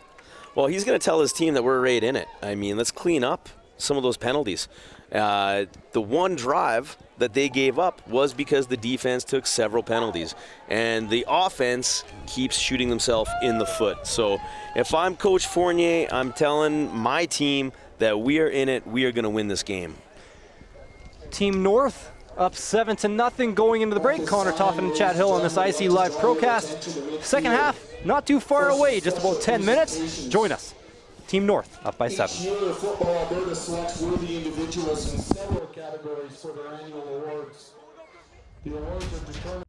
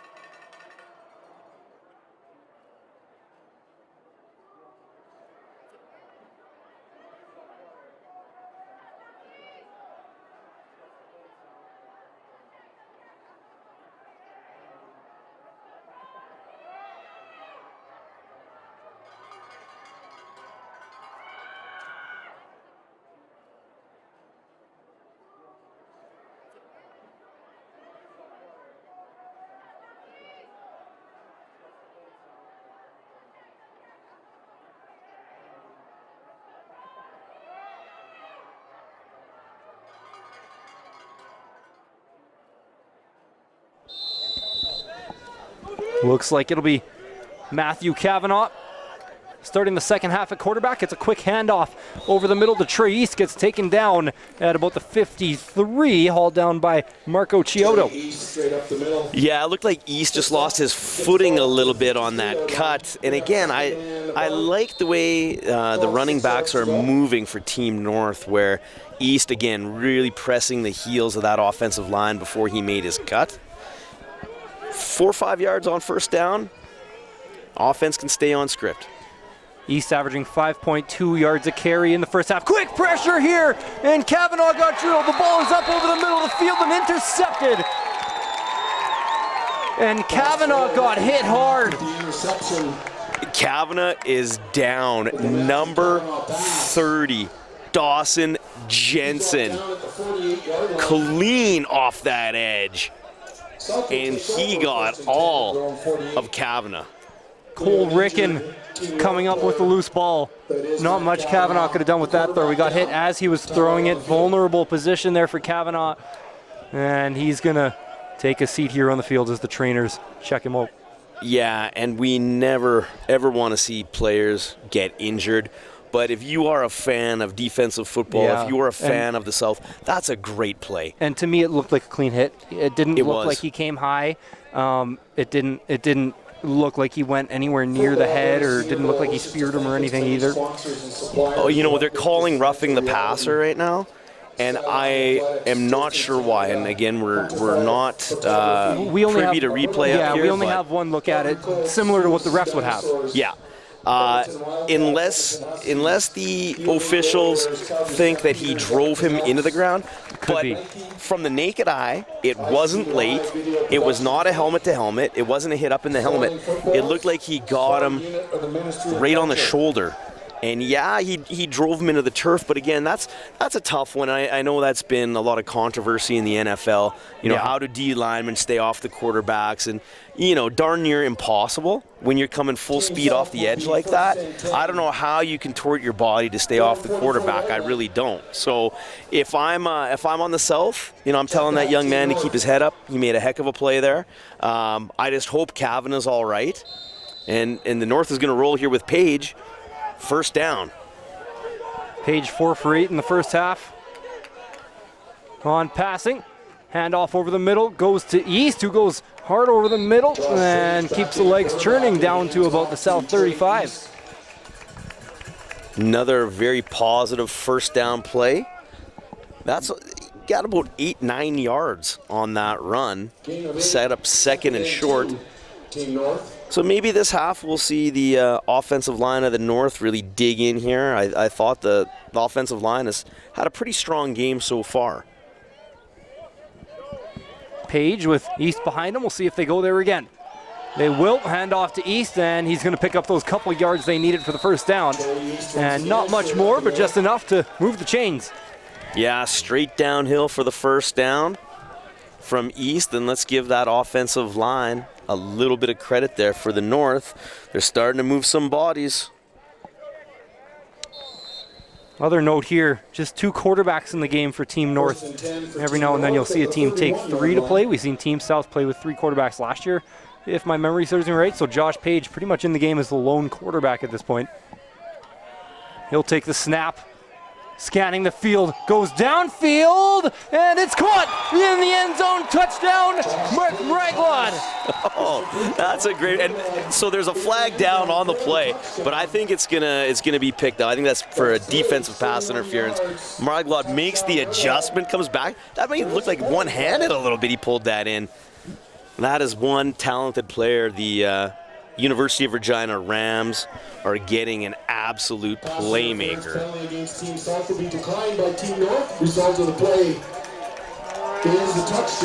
So it was a pass interference on the defense. That penalty's declined. Raglod with his second touchdown on the afternoon. And we starting to look at that MVP award. Last year it was won by 2 receivers for each team, and I think there's a guy in green right now that's making his case already as that kick barely gets off. Team South player coming around the edge hard, but right through the uprights. Well, nice to see Kavanaugh back on the field kicking the ball there. Good point. I agree with you. I think Page is in the running as well right now, but, you know, you got to look at that receiver with the red helmet, number 5, Mark MEGlobal, and he trains a little bit with our strength and conditioning coach out at Sturgeon with Wilkes Performance, and I know trainer Zach Wilkie just speaks so highly of him. He's such a hardworking young man. He's done all the right things in the gym, does all the right things on the field, so he definitely looks to have a bright future ahead of him in U Sport. He has been dominant today. That was his 5th reception. He's probably well into the double-digit mark in the target range. Okay, so I said at halftime, I think all those offensive records are probably safe today. Yeah. But 5 receptions now. Do we have the record? Samuel Bowen to punt. And back deep to receive Team South. Looked like they were going to hand it off for a second there. And instead they'll keep it. They had Paul Condon coming back towards the ball. Yeah, it just looked like the timing was off a little bit there with Ethan Clazy. Looked like Clazy was going to maybe flip him the ball there, but... And it might take some sort of trick play or something like that to get this Team South offense going too, Chad. And you wonder down the stretch here, are they going to start looking towards a fake or a trick play to spur their offense a little bit? Because right now they don't have much going. Well, I would think if the South can get 1 first down, maybe 2 first downs, you might start looking at some more 3-down territory stuff and instead of punting. Or if they have a gadget play, if they get up near midfield. Still a lot of time left in the game. Zach Procopio hasn't seen the field too much yet. Likely to see it a lot more in the second. That snap is low and recovered by Paul Condon. There was a flag on the play early. Good job by Condon just to jump on that errant snap. Flag at the snap of the ball. This might be on the South, on the North. So Team South likely to accept and move it to a 1st and 5. After the low snap, they'll get away with it on this one. They pointed towards the north. Well, but it's going to go against Team South. Going against the South, though. It's a couple times today. Teams have flipped the field, and of course, we're just a couple minutes into the quarter, so. Procopio back to pass. Slipping was the receiver. Throw was a bit behind him. It actually hit off the body of Jackson Massey, but the pass falls incomplete. 2nd and 15. Yeah, Massey out of Paul Kane High School almost had the interception. I remember Jackson Massey when he was just a, well, he's not real tall right now, but I remember when he was just a tiny little guy. So 3rd and 15 brought up. Jackson Massey was one of the smaller, more diminutive players back in minor football, but he tough little guy, and he earned the nickname Killer. That's how I knew him for several years.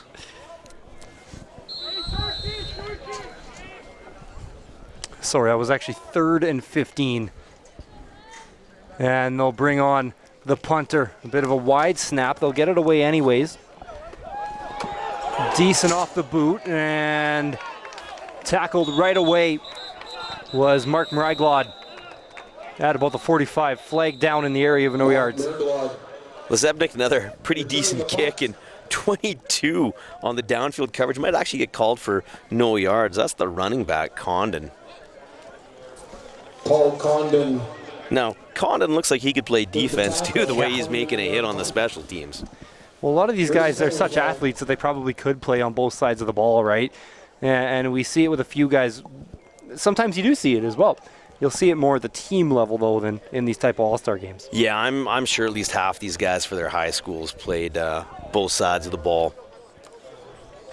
I know 2 out of the 3 guys I have on this team played both sides of the ball. So it was a penalty. Yeah, it looks like no yards. No yards in the air as well, so it's a long one. And they're moving it a little further than no yards. Oh, sorry, they just punted again. See what they announce here. So there's a 15-yard unnecessary roughness as well. That's 30 yards of penalty for Team South. And look at the field position here to start the drive for Team North. They put the ball down at the 16-yard line for the South. Penalties, that's the difference in this game.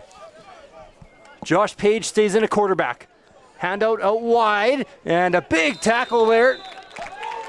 As Maximus Ramirez gets taken down. Looks like Duhame leading the charge on the D-line, scraping down that line of scrimmage, pursuing from the backside. Bryden Cameron in there as well from Burt Church High School, and Duhame from Father Lacombe Laser. From Chestermere. Only player from Chestermere on the roster today. A lot from Calgary and a lot from Airdrie, making up this Team South roster. So second and long here for Team North. Golden opportunity to extend the lead. Page looking out left. Pressured. Page breaks through. Can he get some positive yards and maybe more? Page inside the 10, breaks to the outside and scores. And that's just Josh Page being Josh Page. Pocket collapses. He hitches up into it. He feels that pressure. He weaves his way and escapes. And he's fast. Not only is he strong, but he is fast. It looked like the whole Team South D-line had Josh Page dead to rights. Instead, a run of about 20. And Team North has taken a commanding 20-0 lead, pending the extra point. So Josh Page wearing green right now, representing Team North, but next year he's going to be in a red jersey with the Calgary Dinos. And they're getting a good one. And as you can see, he's been dominant in today's game. And as Samuel Bowen puts through the extra point. I know I've heard some coaches talking about Page going to the Dinos, and is he signed as an athlete or is he signed as a quarterback? Because he really is just such a physical specimen that there's a number of positions he could play. Whether it's running back, H-back, slot back. But I like him as a quarterback. Like I said, he's been the guy in this province for the quarterback position for a long, long time. I do think, though, as football keeps growing and we see it at the professional level, yeah, you are signed as an athlete, but quarterbacks are getting more athletic as the game keeps growing. And I think you think of a guy in the States that just got drafted, in Anthony Richardson. He had like a 50% completion rate through college, but he's got the legs and he has a cannon of an arm. And then you think up north and you think of a guy like Trey Ford. Right. That's a good point. On the Elks, his accuracy hasn't really been there quite yet, but he's got such good athletic abilities, and a lot of teams now are getting a little more creative with their play calling, right? So they want those athletic traits. And I think it's just so important in three-down football that you have a quarterback that is mobile and can run and can extend plays and get you first down with his legs. Good punt here, and this time they will go back to Condon, who flips the field down across the 20 and running backwards again. Condon running the wrong direction. Lots of Team North jerseys there, and Condon getting taken down inside the 5. Hey, I love the idea. I love the idea for the South. But the North just played that one really well. And maybe the coverage team was told, hey, it looks like they're trying to reverse from last time. Because I thought the North played that extremely well. I don't even know if you could call a name on the tackle there. There was about 7 jerseys in there by the end of that whole thing. I think Raymont maybe finished him off, but there was several players in pursuit there for the North. So Team South not doing themselves any favors on this one. The ball is going to be put down at the 6-yard line. 104 yards away from the other end zone. And the North has a real chance to take a stranglehold on this game. Procopio in at quarterback. We'll see if they just try to back themselves off the goal line. Colby in at running back. They're going to hand it off to Colby on a bit of a misdirection. He cuts it back towards the middle and gets a good gain up over 5 yards. Good gain on first down. Augustin Colby with the carry. Looks like you got about 7 yards on that, Colby. Good run. I thought the run lane was there, and it closed down rather quickly with a couple of Sturgeon helmets there. Riley Mulligan and Josh Conans in on that tackle. Conans is going to the Huskies, and Mulligan going to the Wildcats for next year. Conans actually his first year playing Sam linebacker. 1 year of football only. Wow. He was a raw rookie. AA hockey player. It's incredible some of the athletes you'll get out in high school. And another handoff here. The other side spinning away from the pressure, but not getting away from it is Augustin Colby. Oh, and it looks like number 97 there is pretty pumped up on the D line. Now, is that Rodin? Number 97? There was players all over it again for Team North. It's been a struggle to get the run game going today for Team South. And I think Sendeki was in there too. Now they're going to have to punt it away from their own goal line once again. And that's what I mean, these slower developing runs where we have pulling linemen coming across. I'm just not sure the South is really gonna be able to make that work against the physicality, the speed, and the penetration that this D line in the green jerseys has. Like, those guys are reestablishing the line of scrimmage in a hurry. Wonder if a safety is in play here for Lesebnik. Takes the snap, and he will take the knee in the end zone. Man, I don't hate that call there, Chad. You're already down by 21. You're going to have a pretty big comeback, and it still stays a 3-possession game anyways. Yeah, when you're punting from that far deep, essentially, if you have any type of adequate return, you're already in scoring range anyways. So, you're likely to be giving up 3, if not the major. So you might as well take the safety at this point. Very much could come down to them getting the South getting a 2-point conversion if it comes down to that anyways. I mean, even on a good punt there, right? They're backed up almost on their own 10. Even on a good punt and a decent return, Team North is still getting the ball in opposing territory at the 45-50, and that's with a really good punt. True. Right, so now Team North takes it on the 35, and is that field position worth 2 points? I would say so. Yeah, I would say it is, especially now with the way the rules are where you don't even kick off. You scrimmage from the 35-yard line. It's, you get your defense to calm down, say, hey, fellas, no more penalties. Let's not shoot ourselves in the foot. Let's not give the North the game. Let's make them earn it. And really, Team South, they're still just feel like they're that one play away from getting themselves back into this game as well. Josh Page back in at quarterback for Team North once again. Scored a touchdown on his last drive, running it into the end zone. Page looking over the middle and nearly intercepted. It was off the fingertips of Sean Jones. That would have been his second of the game. Should have tied a record, by the way. Well, I guess these records aren't safe today after all. Yeah, I thought Jones should have had that. Off the fingertips, that ball was underthrown from Page. I think he had the receiver coming open late, but he's got to throw him a little bit more to the sidelines, a little bit more of an arcing ball. He kind of threw that one on a line, and it didn't get over the defensive backs. 2nd and 10. Feels like Team South is starting to need stops here.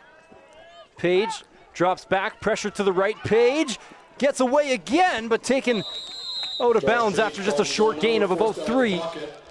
Good pursuit there from the red defense.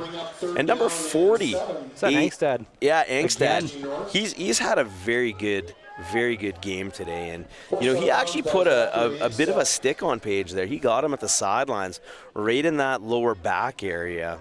And not sure if Kavanaugh's feeling good enough to come back in to play quarterback, but we're at that point now. You're right. There's only 2 quarterbacks on the roster. You don't want Page taking that type of hit near the sidelines when you're up 23-0. There is no sound on the live feed. Samuel Bowen Just heard. Who does that? into punt, and Bowen has it blocked. Team South is going to recover just outside the 10. And that's the one play that can get the South back into it. A blocked punt. Came hard off that edge. And Team South is going to get the ball at the Team North 12. Hey, special teams in the Canadian game is incredibly important. A lot of coaches say it's 1/3 of the game. I'm not sure I necessarily agree with the math behind that, but special teams coming up big for the South. Block punt. And they need points here. Procopio at quarterback has Paul Condon behind him at the 12. Hand off to Condon, and he's met at the line, but keeps turning and ends up making something out of nothing. It'll be a gain of 4 or 5. Good play on first down. Good play. Gets the ball down to the 7-yard line, just inside the 8. And that's what the South needs on first down, is positive yards in the ground game. Ball put down at the 7-yard line. Team South knocking on the doorstep. Hand off to Condon again. Met in the backfield. Huge tackle from Aaron Parker. Aaron Parker signed to UBC.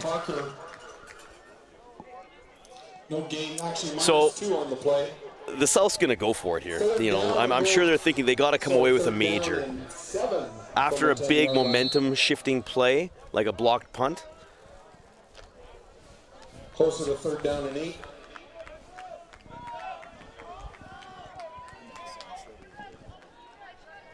Ball placed at the 10.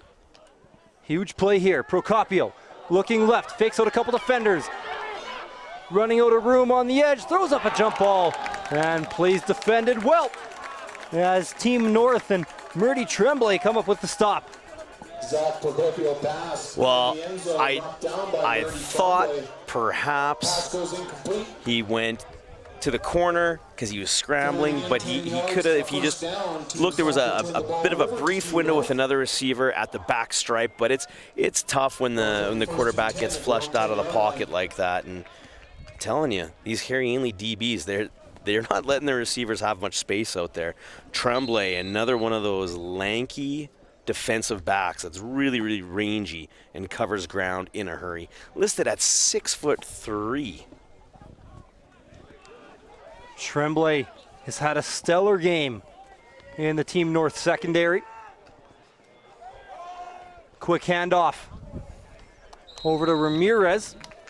Gets a gain of a few. You know, we're not really bouncing any runs here in this game if you're Team North, but they're these small positive gains. You're not taking penalties anymore, and you're chewing time off the clock when you're up by 23. Right. It's about well, that one might be a little bit short there. 3.5, 4-yard gain, but these are all positive first down plays, which again, you're not beholden to just the pass game when you're getting those 4 to 6 yard gains on first. And Ramirez this time met at the line of scrimmage. Right when we say that, then, you know, the North goes back to the run. I think that's Angstad in there again for the South. He's had himself a heck of a ball game. Matthew Alloway along with Joseph Silvestro with the tackle. Well, I thought it was 40 in there. Angstad, not Alloway, but regardless, good play by the South to force the North into a punting situation. And this has been an area of struggle so far for Team North. They've had a couple blocked already, one on the last drive. And this time, Samuel Bowen backed up onto his goal line. You wonder if we might see another safety here almost. Yeah, it wouldn't be a bad idea. You're up 23. Bowen, they will kick it away. It's a high one, out of the reach of a blocker. That's a good one from Bowen. Down around the 50, picked up by Falconer. Falconer able to cross the 40. And all things considered for Bowie, pressure right in his face. Got a pretty good punt away. Yeah, real good job just getting the punt away because there's pressure off that edge again. So looks like South is sending pressure off their left edge to the punter's right leg. And that one was real close again to being blocked. Ends up being a net difference of about 30 yards still. So Quinn Peterson, another Ainley guy downfield on the coverage. He's just one of the short guys for me, only 6 feet tall. Team South takes over at the Team North 40. They need points soon. Procopio takes a snap, a handoff, and down around the side is Clazy, and he's working backwards. Raymont strung it out.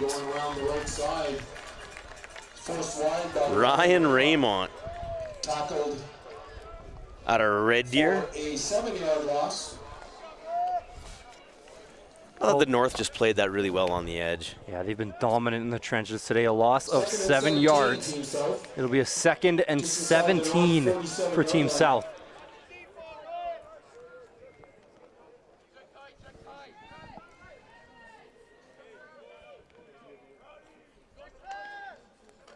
Procopio Flushed out left, has some room in front of him. Flag in the backfield as Procopio throws it into the ground as he was targeting Clay Z again. And that flag looks to be in the area of a hold. There was a late flag as well, though, thrown after the play. And there's a player down on the field as well for Team South. Initial flag will be for the hold, even though I thought the flag was thrown a little bit late for the hold. But is this an objectionable as the second flag? And we got looks like a South lineman down on the turf. Nathan Jasmine Cara from the Cochrane Cobras went down in a heap, threw his helmet into the turf.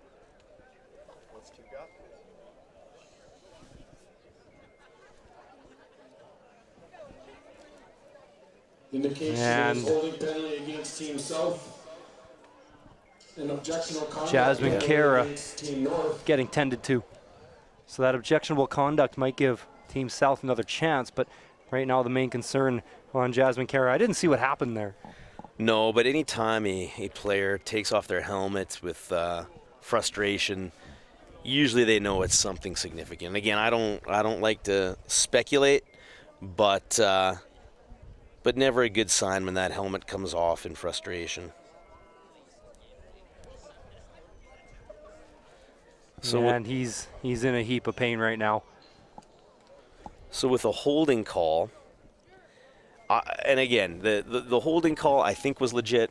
You know, I saw it. It enabled the quarterback to get the edge on that. I just didn't like that the flag was a little bit late coming out. And, you know, and I don't mean to be overly critical of the officials, even though I'm sure the people I coach with would tell me otherwise. But hey, you're a coach. It's in your blood, right? Yeah, that's right. But, you know, in all fairness, I know there's been a lot of flags, and it's, you know, maybe a little frustrating to watch at times. But the overwhelming majority of the flags are legitimate, and that's on the players to clean up. And, you know, like we talked about earlier, especially on the offense, a lot of these guys are learning new systems and new plays. And not only that, but they're up against other really fast-moving all-star caliber players that are incredibly gifted with their speed, size, technical expertise, and so we see a lot more of the holds and stuff, right? And a lot of the times in high school football, you're scheming against one or two players on the opposite end. One or two special players as Jasmine Cara limping off the field, putting no pressure on that left leg right now. Hope everything is okay for Nathan Jasmine Cara. Yeah, the big boys are helping him off. Love to see the big boys come to the aid of their fallen teammate. And, you know, obviously we hope everything is okay. We don't know what it is. Looks to be something with that left leg. Sometimes guys go down screaming, though, and it's just a sprained ankle. Oh, yeah. Right? No, so there can be something painful. I mean, we seen Kavanaugh go down and not move, and then back in a few plays later, right? A couple of years ago, we had a starting guard/nose tackle, very important two-way player, big boy. He went down like there was sniper fire on the practice field, and he played the next game. You know, so we didn't let him live that down too, right? You could hear him crying from 3 counties away, but you know. A little bit of tape and a brace, and he was back at it a few days later. So remember, last play was an incompletion on the 2nd and 17. There was a holding as well as a UR after the play. So they have the ball spotted at the 47 right now. But a discussion with the officials real quick, and make sure they got the down and distance needed. And as it stands, it'll be a 2nd and 17 so for Procopio and Team South. The South doesn't need all 17 yards here. To me, this is 3-down territory. You're in the opposition territory. You don't need it all. Procopio, not a lot of room out in front. Procopio gets the pass away, and that's going to be a flag. No doubt about that one. That's a late hit. On Conan's, he got all of that quarterback, but it's late. They're going to call that every time. And Procopio taking a second. That was a big hit. Yeah, and Procopio is down on the turf now. And so it was an incomplete. This is potentially going to bring Team South to a first down. And Procopio is going to stay down here and get tended to. Now, obviously, this is more of an all-star game. It's I never want to call a football game this, but it's almost like a friendly game in a way, right? Like you don't see players grouping up at midfield on opposing teams talking very often. You will in a game like this, but somebody's got to tell Conans that. Yeah, it's still football though. It's still football, and I'm telling you, like I said, that's Conans' first year of football, and we say he plays with reckless abandon, which makes him great. He's bound to take a penalty or two out of that style of playing with reckless abandon and so much aggression. It's what makes him a spectacular player, right? Able to earn a Senior Bowl nod in his first year of football, but that's the type of stuff you got to be careful of, right? I know he's coming in full speed, but that's late. That's late, and it gives the South another chance here to move the sticks. Christian Golem in at quarterback now as Procopio heads to the sideline. Quick pass out to the right. It's a completion down near the 25. It's going to be close to first down distance. Yeah, a nice little pitch and catch to Classy there near the sideline. It's about a 9-yard gain. And I like that on first down, right? The South hasn't had much success in the passing game at all. But I like that little play action, get the quarterback rolled out on the edge, so now you're cutting down the reads. When I say cutting down the reads, just a half-field reads, right? So he's looking probably for an either-or as opposed to trying to read the whole field and make his progressions. They're going to call out the chains here. It's real close to the first down marker. By the way, Procopio did get up. Looked like he might have just been winded. Of course, he got to sit a couple plays. Reminder to all parents, guardians, and friends that today's game. But the Team South offense starting to get things going. I mean, Chad, they're down by 23, but you score here, cut it to 2 possessions. At that point, you're probably looking to score once more before the 3-minute warning, right? Yeah, and exactly. Anything can happen. Well, I say it's still only the third quarter. We all know in the Canadian game, if you've watched Canadian football, you've seen bigger comebacks than this. So. Don't turn off the broadcast. Keep watching this game, Keep watching. The South's not out of it. If I recall last year, the North ends up winning it in overtime. But for a while, the North was not looking good in that game at all, and then Max Taylor made a huge play at the end to get the game to overtime. But I thought the South looked like the better team. So the ball placed just outside the 10-yard line. They're giving a first down now. Oh, there's some objectionable conduct on Team North as well. And now Team North starting to shoot themselves in the foot a little bit with penalties here. This drive would have been over at a 3rd and long around midfield. Self-inflicted wounds from the North. Sometimes that happens when teams get up, right? The discipline is not what it was to start the game. Golem, they can get a first down without scoring. A quick handoff, breaking a couple tackles, and able to pick up some positive yardage was Dane Yazdebski. That was a really good run from Yazdebski. With the carry straight up the middle. I like that little jump cut into the hole, little burst there from the running back. Not all 4-yard runs are created equal. No, that's true. I think that's Oreo with a nice tackle. So Jake Oreo, he was actually voted MVP of the Holy Rosary Raiders. He's a 2-way player there, but just an absolute beast of a linebacker. Ball on the 8-yard line. Team South needs 7. A quick flip to the outside. Maybe some space here, and into the end zone is Matteo Siderisi. That is what the South need. A flag down again, but it's deep in the secondary, likely against the defense. Unless they're going to call a receiver in the end zone for a hold. The North's saying it's on the South. That would be a deep hold if it was to be, but it is. Wow. They are.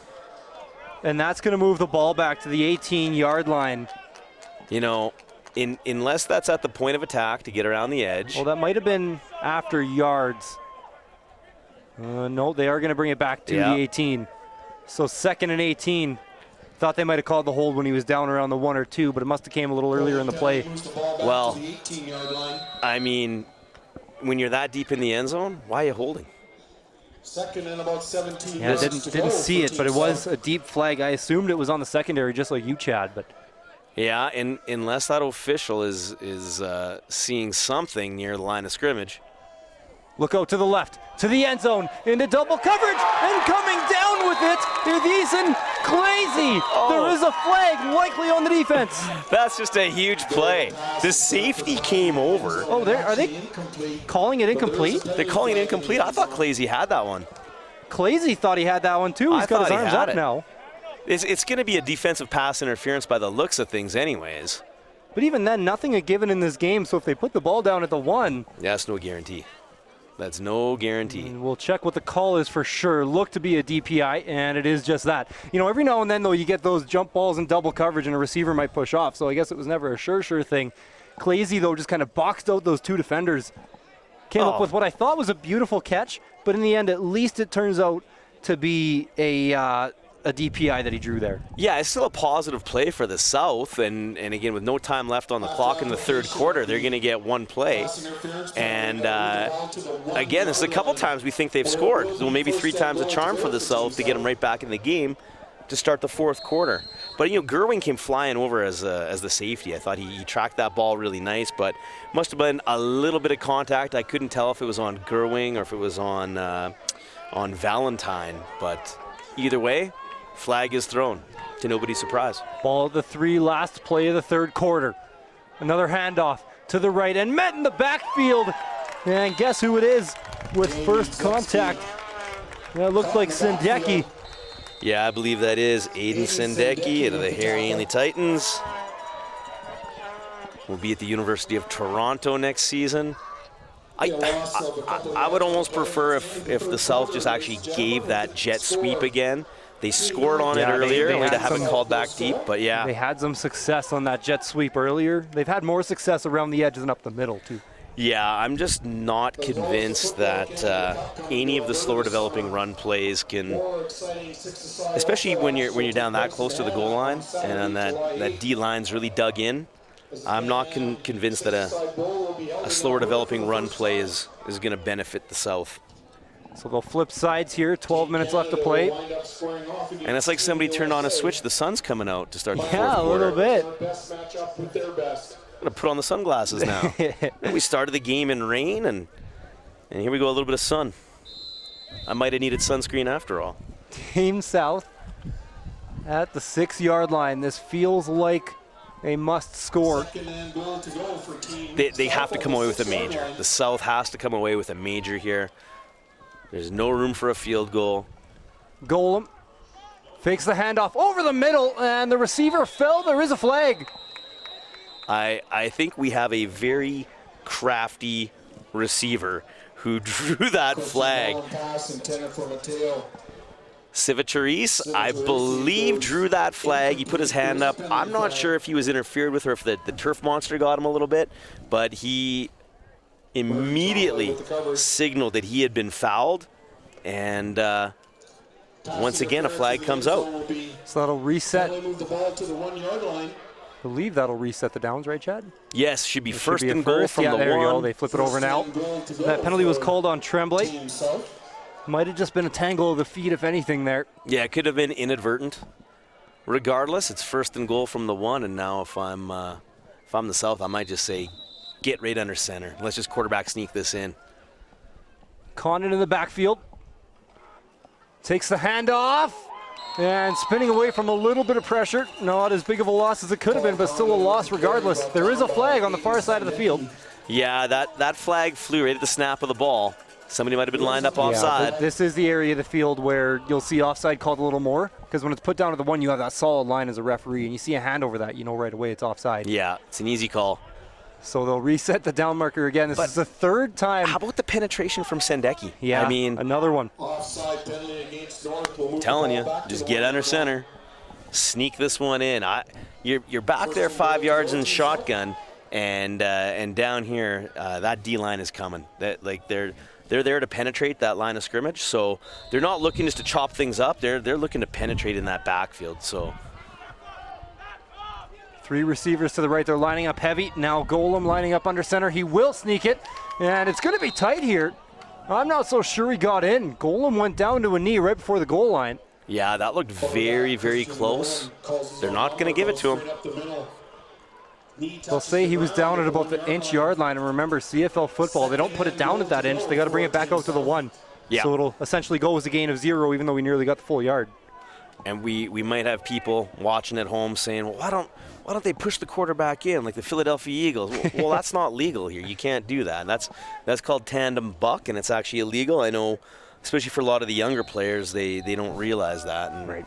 Coach, let's put in the push play. Well, that's still illegal here.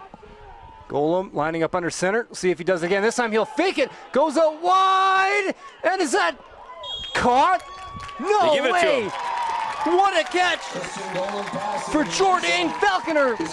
Hey, Falconer's been open a couple times and it hasn't worked. That time he wasn't open, No, and he not fought at his all. way back to the ball. That is the least likely completion to Falconer out of the 3 that have been he's been targeted for. But that's just an incredible, incredible effort. Usually on those goal line fade plays, quarterback wants to get it up over closer to the sidelines so that tall receiver can go up for it, right? But almost behind the shoulder of the defensive back. That ball was drastically underthrown, and I thought that was going to be intercepted. So great credit to the receiver for fighting back and making that catch. Team South on the scoreboard. Wondered if they might go for 2 here. Down by 17. They will go for the extra point, and Lesebnik puts it right through. And man, if it ever comes down to a point where Lesebnik ever has to go out for a game-winning field goal, those short uprights are not going to do the umpires, referees, officials any favors. No, that's true. Because that one, you see that lift that our end cut is shooting from, and that almost hit our camera guy Laurie. So. Yeah, he's got a big leg. He's got a live leg, and it's paid dividends in this game as far as the punting goes, right? 23-7. This is not over, not by any stretch of the imagination. Now, how gutsy are you? Do you try to do, I always like to call it a sky ball. Some coaches call it a moon ball. Do you chip one up, let your coverage team have a chance to go get it? You got momentum on your side. You probably have a kicker or punter that, based on everything else he's shown us today, can do it. Maybe that's the argument not to do the onside kick here, though, or the sky ball. I trust Coach Fournier. Guy just won a provincial championship. And look, I just shed the vest. The sun is out. Yeah, it's Do you feel getting hot momentum out. It's shift? getting Something's hot out, changed yeah. here. Team South, it's technically a little warmer down there. Maybe that's why they're playing a little better now. So Lesebnik, they will kick it deep. Fielded by Mariah Gold at his own 10. Has some room along the outside and gets taken down at about the 31. A flag just before he got tackled there too. Yeah, I was going to say with the momentum shift, maybe we won't see any more flags. But I was wrong. Not sure what this one would be. Normally on the return, you're seeing it on the returning team though. Yeah, I didn't see a face mask. It's a hold. So they'll go back 10 yards. They'll be scrimmaging from about the 20-yard line now. They do call it on Team North. And yeah, Chad, Team North was up 23-7. A few penalties allows Team South to get some field position and claw back into this game after breaking the goose egg on the scoreboard. And all of a sudden now, Team North backed up on their own 15. Bad field position and a quick stop here for Team South, and they'll have the ball back in good field range. This is actually a really important drive right here. Backed up at the 15. Page hands it off to East. East with a good run across the 20. And Very gets taken good cut. down. Looked like it could have went for even more. I'm going to give credit there to a receiver, Klumpenhauer from Sylvan Lake. Sylvan Lake had a really good season, too. They were a nice team to watch, a lot of talent there. That was an excellent block at the point of attack. Allowed East to make that last cut to turn it up for positive 7 yards. Big play here. 2nd and 2, maybe 3. They're going to look to East again. Through the middle, finds a hole, and gets taken down across the 30. Good for a first down and about 5 more. Yeah, this offensive line for the North, and so many times, I know it's cliche, but coaches say games are won and lost in the trenches. And right now, I would say, flags have hurt both teams, but in the trenches, I think on the offensive and defensive lines, I'm giving the nod to the North. And I think that's been the big difference. See if they keep looking towards Trey East, who's been running well for this first quarter First fourth quarter drive for the North. Another good run here for Trey East. And he's falling forward. He reached the ball forward and the ball got stripped. Yeah, that's going to be southpaw. That's and southpaw. it will be. Well, East was reaching forward, trying to get that extra yard or two. And now we'll huddle with the officials. The discussion here is going to be whether the ball came out. It's going to be whether Trey East was down before that ball came out. I didn't think East's knees were down. I didn't think he was down. Initial call on the field was the Team South recovered, but they're going to overturn it. Right, and this is East, again, with all that lower body strength. He's breaking tackles, which is what makes him great, but there's no reason to reach that. It was first down. You don't have to reach that ball out. There's not the goal line there, and it's only first down. East did not need to reach that ball out. That play was a lot more scary than what it had to be, and I think the North got away with one there because I'm not convinced those knees had touched. It was close, for sure. East seemed like that ball was sticking out there for a while. And another handoff here to East. They're going to keep looking for him, and gets taken down behind the line of scrimmage. Yeah, 97 there, Duhame. We've seen his number called several times. You know, on that last play, it wouldn't be the first time I disagreed with the stripes. It did look close on that one. I personally wasn't too sure. I thought that left knee might have came down just before that ball came out. I said officiating's a tough job. That happens so fast in real time. In pro football, they're going to review there every time. Yeah, that's true. Right? They don't have that luxury here. Pass out to the right by Josh Page. Oh, what a catch! Oh, that ball floated. Josiah Halliburton. One of the best catches of the day. We've seen a few. Yeah, Halliburton's just a heck of an athlete. Dangerous receiver. And, you know, playing on a team like Harry Ainley that has so many gifted weapons, he didn't necessarily have to be, you know, a featured receiver, but make no mistake, most other programs, that's your featured guy. That's the guy you're throwing the ball to 8-9 times a game. Third first down of the drive for Team North. East met at the line of scrimmage, and no gain on the play. But not only is Team North, they've moved it about, 50 yards on this drive or so. They started pretty deep in their own territory. But they've taken off about 2.5 minutes from the clock here as well, right after it seemed like Team South was getting some of the momentum back. Yeah, they started scrimmaging at their 15-yard line, so even if they come away with no points, that's fine. It's been a successful drive. Right now, you're in position where even if you don't get a first here, you can punt the ball, and again, you have field position on your side and the clock working in your favor. 2 receivers to the left, 3 to the right. Lots of contact on the line of scrimmage between a receiver and DB there. And Page tried to take off but got hauled down to the line of scrimmage. So Team South does come up with the stop. Yeah, Marco Chiodo, another one of those Notre Dame pride. And Notre Dame, again, there's another one of those big Calgary juggernaut schools that's a perennial contender for the Tier 1 crown. Chiodo, really good tackle there in open space because Page read it. Page saw him coming and he stepped up into that pocket, but Chiodo was able to pull him down. Falconer back to receive for Team South rather. Team South has blocked a couple punts already. They're hoping the ball never even gets to him. Yeah, if I'm the South, I'm sending the heat here. They will. And pretty clean special teams punt there for Samuel Bowen. Falconer picks it up off the ground. Tries to cut it outside as he walks back towards his own 26 and gets taken down. One of the better punts of the day there for Team North. Yeah, a lot of good hang time, which can make it difficult on that returner. And you see Falconer fumbled the punt there, right? He muffed it a little bit. I think he took his eyes off that ball and was looking at the oncoming coverage team. A wall of moving green coming at him. Long field here for Team South. They'll start at their own 26, and a couple players have taken a knee here on the field. Yeah, Raymond was a little slow getting up there. 13 for the North. He was a little slow. He was involved in that tackle, and he was holding his hip or his lower back here. Football Alberta would like you to join us in recognizing the contribution of our two great CFL teams in their continued support of football at all levels.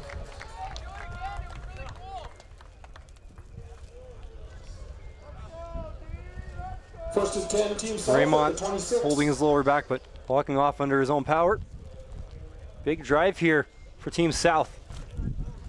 Golem will stay in the game at quarterback. Remember, Procopio got hit hard, went off the field, looked to be okay, but then Golem drove the rest of the field and scored. So why switch quarterbacks now? As Golem looks like he has things going for this Team South offense. Golem looking left, and is that picked off? It is! They're really good interception. Nothing but green field in front of him. Jake Gellert into the end zone with some flags on the field. There's a few of them. Gellert crossed that goal line, so that was Valentine on the coverage there. There's real tight coverage. 44 Gellert ends up with the ball, scores, but as he crossed the goal line, the flags flew for some behind the play shenanigans. Regardless, a big interception here, regardless of field position or touchdown or no touchdown. Team North is going to get the ball back here, up by 16 with under 6 minutes left. Just when the South had some momentum on their side, clawing their way back into the game, the North defense comes up huge.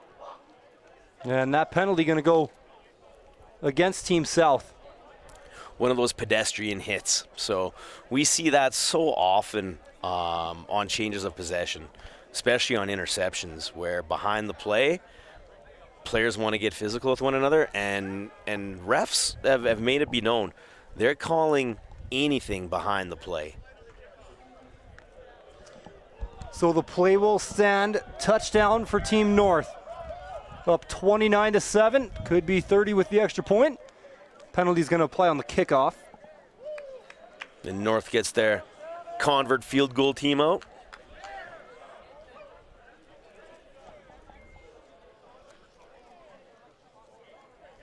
Now, if you're the South, you gotta be thinking of, do you have a lightning offense, right? A quick, no huddle, 2-minute type offense. One after attempt. Bowen for the extra point, and he's good again.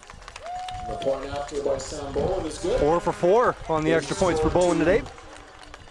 And that's, again, one thing I always marvel at these all-star showcases is it's not like they've spent a lot of time working on their field goal convert, and yet these guys make it look easy, you know. I've coached high school teams where it's not always a given on a convert, right? You know, we work at it a couple times a week. These guys have probably only worked at it a couple times in general, maybe, so. So Team South now stuck down 23. Team North has come up with 23 points here in the second half. They've had 3 touchdowns, 3 extra points, and a safety as well. So kicking off from the 50-yard line in plus territory, situations like this, I always wonder, you know, does a team just give it a little squib kick, go down there, try to recover it, or you try to put it through the end zone? With a 23-point lead, I'm not sure that getting a point is that important. So they might be looking just to place this ball to try to pin the South deep. Could be on side territory as well. Like you said, though, likely not. Up by 23. And Bowen does kick it towards that end zone. It's received pretty deep at about the 1. And Kalezi across the 20, down near the 23. All things told, not too bad there for Team South. Yeah, they get out to the 20. Good tackle there on the special teams by Josh Conans. 48-yard kickoff. So this is a long field here for the South. The clock is their enemy. It's not just being down by points, but it's not just we got to score. We got to score quickly. Probably need to score before that 3-minute warning, I would imagine, and then yeah. Canadian football, anything can happen. That's right. That 3 minutes. And they'd have to go for an onside kick, but we're getting ahead of ourselves. let's see what they do here. Now's where I look. Do you have a gadget play? You know, do you have some trickeration, a flea flicker? Got 99 yards to drive. There was jumps early, and it could be a false start on the procedure. Not sure if they were drawn. Yeah, you know, the H-back, number 9, motioned early. That was Kobe on the run, taken down behind the line of scrimmage. In the backfield with the tackle. Big Sam all over him.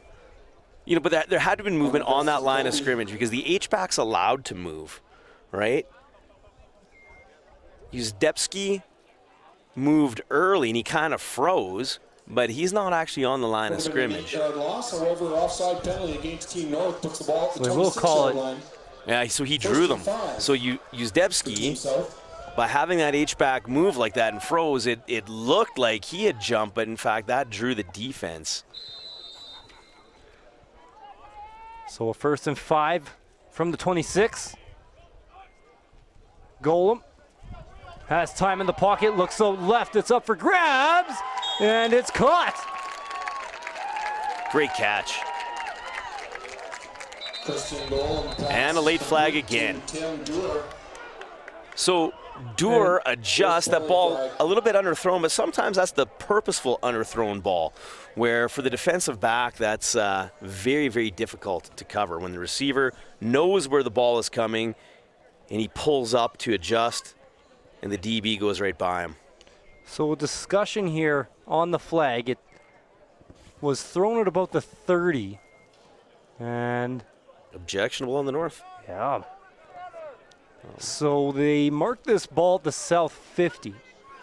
This could move up to the north 45 as the play will stand, and then the extra yards are going to get tacked on here. Yeah, the south will be in plus territory with 4:57 left on the clock.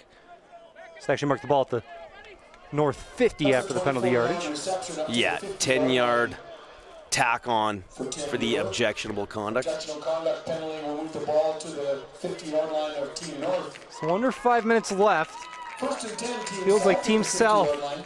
still needs some pretty big positive plays, but a good start here Yeah, as they've moved the ball about 40 yards here in under a minute. getting a chunk play like that to start the drive is exactly what the South would have drawn up.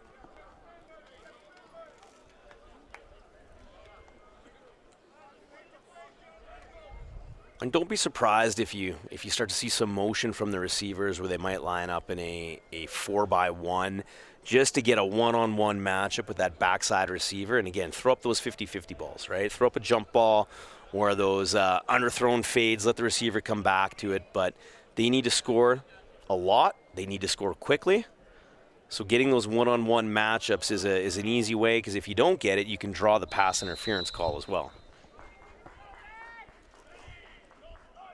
Clock at 4:52. Golem feels some pressure, and it's nearly intercepted.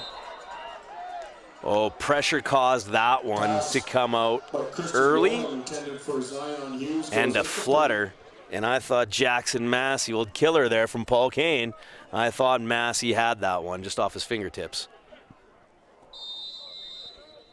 So clock stays running above the 3-minute warning. 2nd and 10 for Team South at the North 50. See, this is where the South has to be cognizant of when the play is blown in. Because they're letting an additional 12, 13 seconds go off the clock, which is a lot at this stage of the game. Motion to the right, 3 receivers to the right of Golem. It's a handoff, and that ball is loose.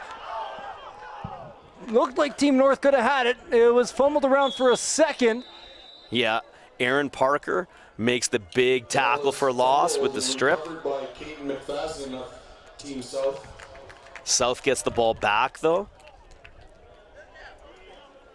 Looked like Team North had a chance to recover it, but that bouncing football, not an easy one to corral. No. And, however, still a loss of 11, and we're sitting now at 3rd and 21 for Team South. This stage in the game, though, I think you got to go for it if you're the South. But the North, you can't fault the North defenders. You're looking at that point, the ball's out there in open space, bouncing. You do drills like that, learn to scoop and score, but that football's a funny shape. it bounces funny sometimes. They will send out Robert Lesebnik. Okay, Nobody on side at the moment. There's an open man there for the South. He's tapping his helmet. And clean recovery here for Josiah Halliburton. Running out to the right and tackled just across the 40 with 3.5 minutes left to play. Paul Condon downfield again. I like the energy that running back plays with. I know he hasn't been able to bust anything big on the offense today, but he's showing hustle on the special teams as well. 37-yard punt, 17-yard return. So if you're the North with just over 3 minutes left to go, commanding lead, I'd be looking just to run the clock out here. Take as much time as you can between plays. Get that 20-second clock right down to 2 or 3 seconds before you snap it off. It's actually a pass out to the right there. Also might be at the point of this game though, Chad, where it's never over, but it's close to that. You're up by 23, and now you're looking at maybe just running some plays to get these guys more on film and more reps, right? Yeah, see, and that's where I probably would just be, and I think that was an RPO there that they had called in. I probably would have preferred Page just to give that one instead of throwing the incompletion, but hey, these are all-stars, right? And they're here to be showcased. Page will drop back to pass again. 2 flags on the field around the line of scrimmage. And Page gets taken down around the line of scrimmage at the 41. Only thing to really look out for in this drive is we have a receiver, Mark MEGlobal, with 2 touchdowns on the afternoon. And him and Page have, I think, been the difference makers as far as the skill positions go. On defense for the South, though, I really like that number 40, Angstat, out of Medicine Hat. He's only listed at 6'2", 205 on that D-line, but he's playing like a giant out there this afternoon. So penalty was on Team North on an offside, so they're going to punt it away with 2:49 left. The whistles go for the 3-minute warning. You and I don't have votes for MVP or any of the awards at the end, do we? They don't ask us? No, I don't think so. Normally not. All right. Normally no one asks for my opinion. Well, what's your opinion? Who would you go for? That snap is high. There are flags on the field. There are flags before the snap. And something went weird there. Well, I think there's only a couple options here, unless you want to go with a D lineman for Team North, right? Look at Josh Page. You look at Mark MEGlobal as well. MEGlobal with 2 touchdowns has been targeted a whole bunch.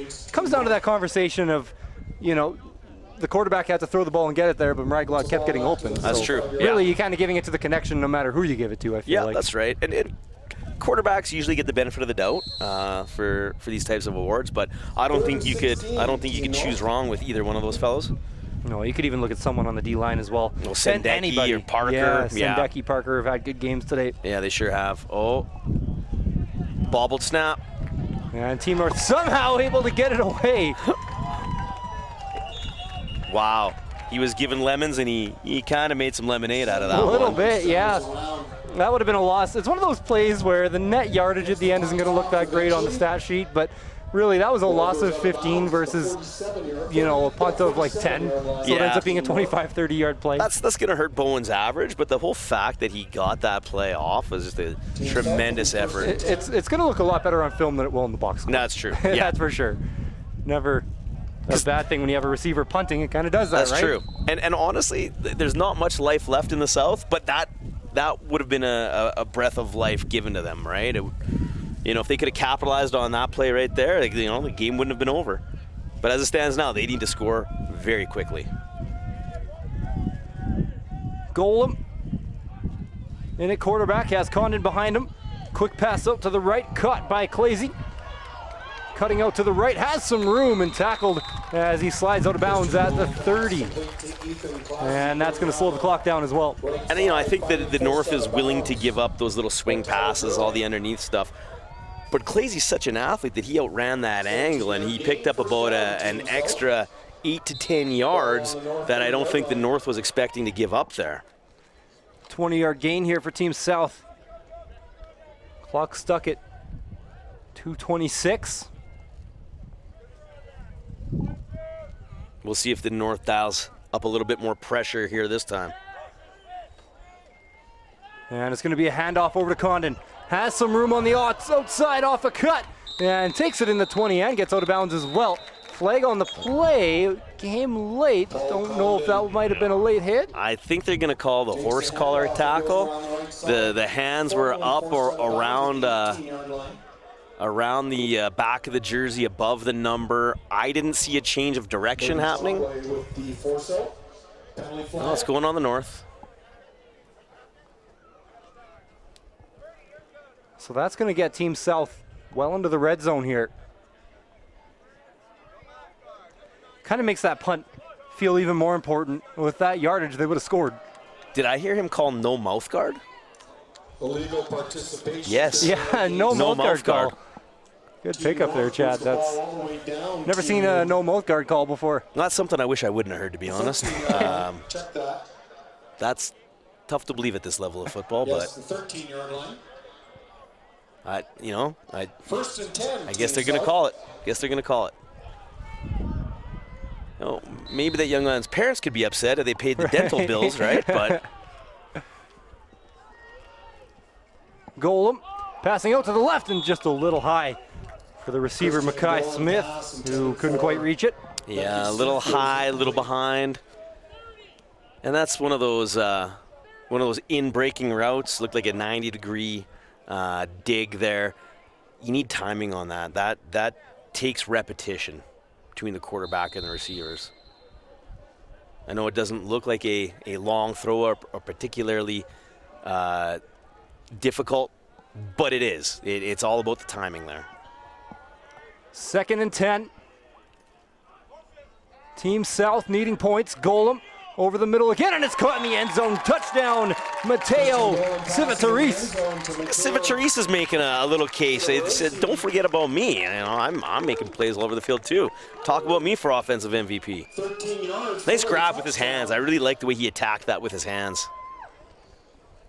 Good throw there by Golem as well. And 2-possession game here with 2:12 left. You've seen crazier things happen. Well, they got to make the extra point first to make it a 2-possession game.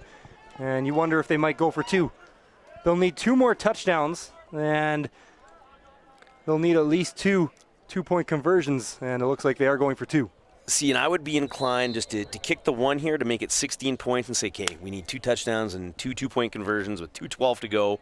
Because if they don't get it here, now it's a 3-score game, right? So I like to prolong the hope, right? Just kick the 1 and you still have hope. They need this one right here. Golem, Team South has a bit of momentum right now on offense. Low snap, and Golem's going to get taken down. This could be returned here by Team North. They blow it dead, though, in high school ball. Yeah. Otherwise, that was going for 2 the other way. Always that adjustment coming off of the CFL season and NFL season. You get back to high school, and there's just those little rule changes. Right. And I think Gellert is probably saying the same thing. Yeah. Why'd you blow that dead? Had another moment of glory here. Don't take this one back from me. Would have been his second touchdown or second run to the end zone, I guess, in the game. Would have been a touchdown for Gellert and then the 2-point return, but obviously they blow it dead. So it's an interesting call, though. When you're down by this much late, you talked about you want to kick that extra point to keep your team in it. There's that side of the argument. The other side of the coin would say you go for 2 for a couple reasons. One, you do have some momentum on your side now, so maybe it's more likely you get it now than later. And then the second side would be, well, now you're down 3, and now you have to onside kick. Now you can't kick it deep. There's 2 schools of thought there, and really it just depends on the coach, I'd imagine. No, it totally does, and it's never a good position to be in when you're down by that much with this little to go. Yeah. So, in reality, and right? you'd have experience as a coach, you're probably making the wrong choice in quotations either way. Yeah. I mean, hey, you're a hero if it works. If it doesn't work, they'll have guys like me up here questioning the decision and saying they would have done something different, but it's just why it's always easier up here, to be honest. Always a lot easier. Yeah, We'll right? see. There's no pressure on me up here to say anything. See if Lesebnik kicks it deep. He will, down at about the 20. Raglod recovers and goes out of the end zone, or out of the sideline rather, just making sure nothing happens there. And there's a flag.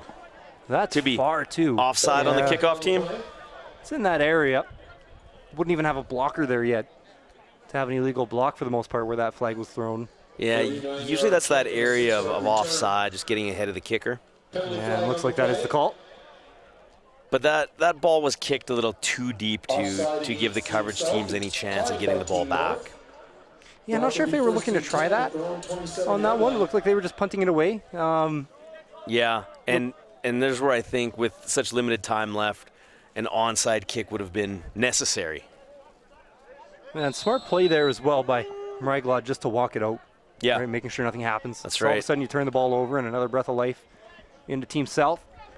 Running play here, and it's a good one for Team North and Max Ramirez, as he'll get the first down and a lot more.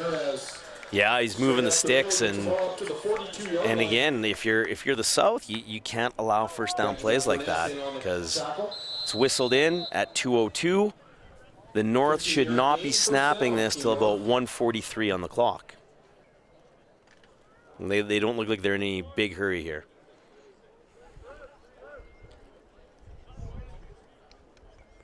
Ramirez stays in the game at running back, and they will get the snap off right at 1:44, right as it was ticking down. And Ramirez gets cut low there by Aiden Harker. A good tackle, but not before a pickup of 7. There's been a few times Ramirez has been hit right at the knees, but I like the way he absorbed the contact on that one and stayed in bounds. Most importantly, stayed in bounds. Clock keeps running. It is ticking away from the South. Won't have to snap it here until that clock passes 1:20. Page, it'll be a sweep, and it met in the backfield.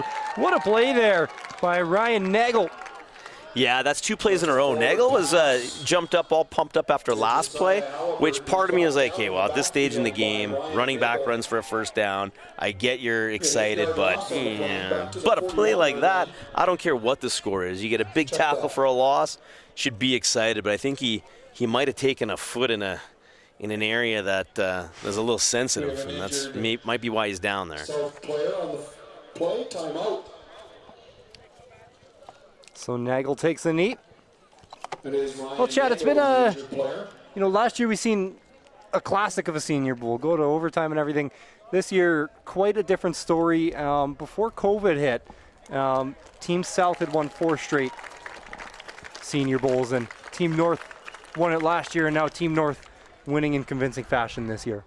Yeah, and I'm not gonna pull the wool over anyone's eyes and say that this was an epic game like last year's was in the overtime, but I think we saw some tremendous talent on both sides of the ball here, and bragging rights look very much like they're 1:16 away from going to the North again this year. So maybe the North is going to want you and I to cover the games all the time here. maybe to it's be a little us. bit of luck for them, right? We are technically from the North Zone. Right. But anytime you can come out and watch really high caliber high school football, I recommend that to anybody who's a fan of football. This is the grassroots level, and these are future stars of university sports, junior football, Sometimes even pro sports.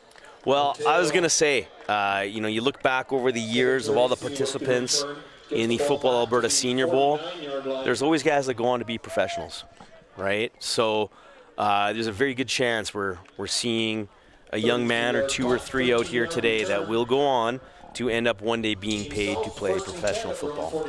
I mean, you open up that record book that we were both taking a look at earlier, and one of the first names you see is Jake Hardy, who's still in the league. Yeah. Has made a really good career in CFL football. Yeah. And as well as Hugh O'Neill, who's well known in Alberta as well, longtime Elks punter. Yeah, fantastic punter.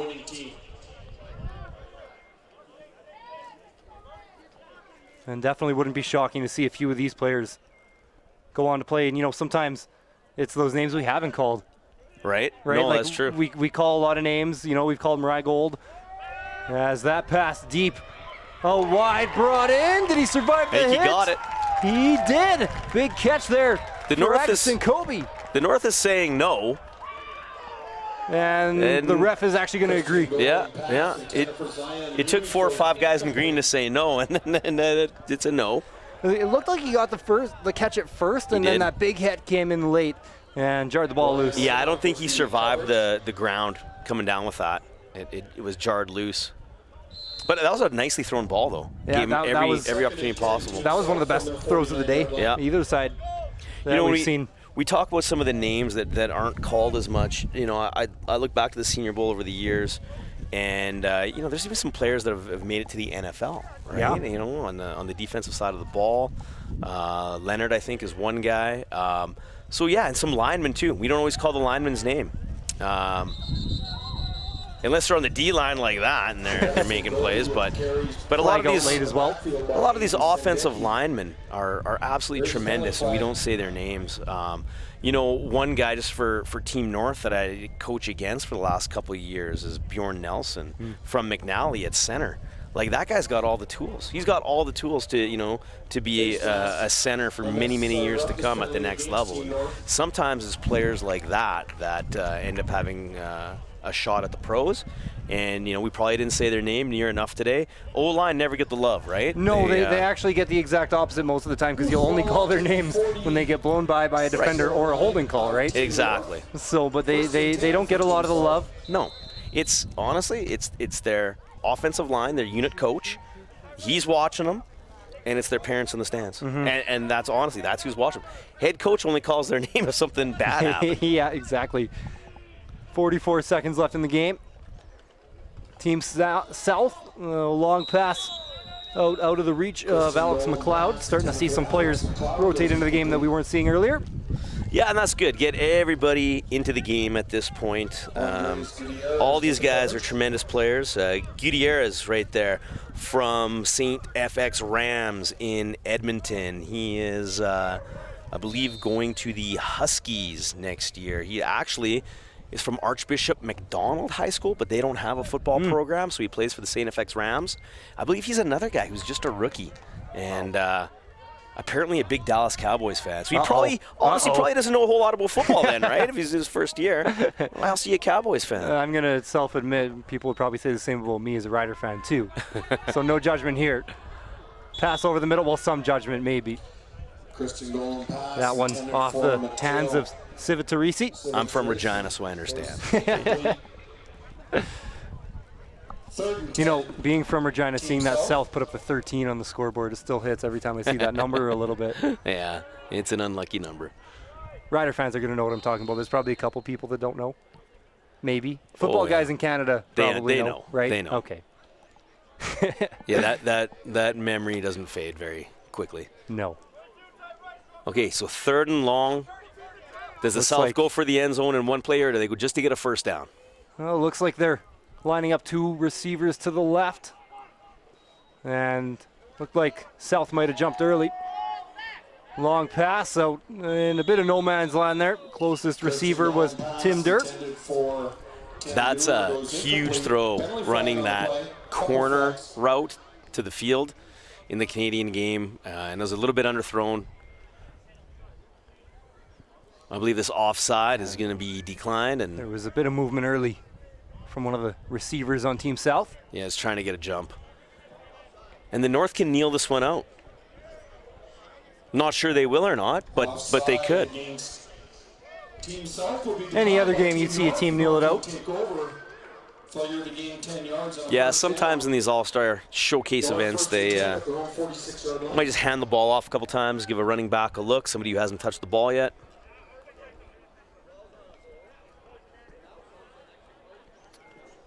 Team North, though, dominant today. Talk about how they won in the trenches and that being a big reason why they won today. But on the defensive side as well, they only let up 13 points. You know, we talk a lot when an offense is stuttering, you talk a lot about the offense. But really that D-line today of Team North was just special. Oh, they were dominant. Team North is going to kneel it out. Yeah, this is as good a D-line as I've seen in quite some time. Probably got to go back.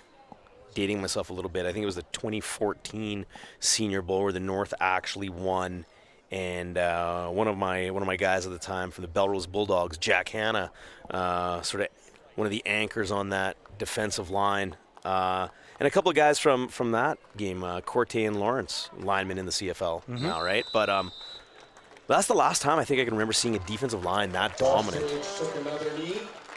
Page takes another knee. One more to go as the clock hits zeros.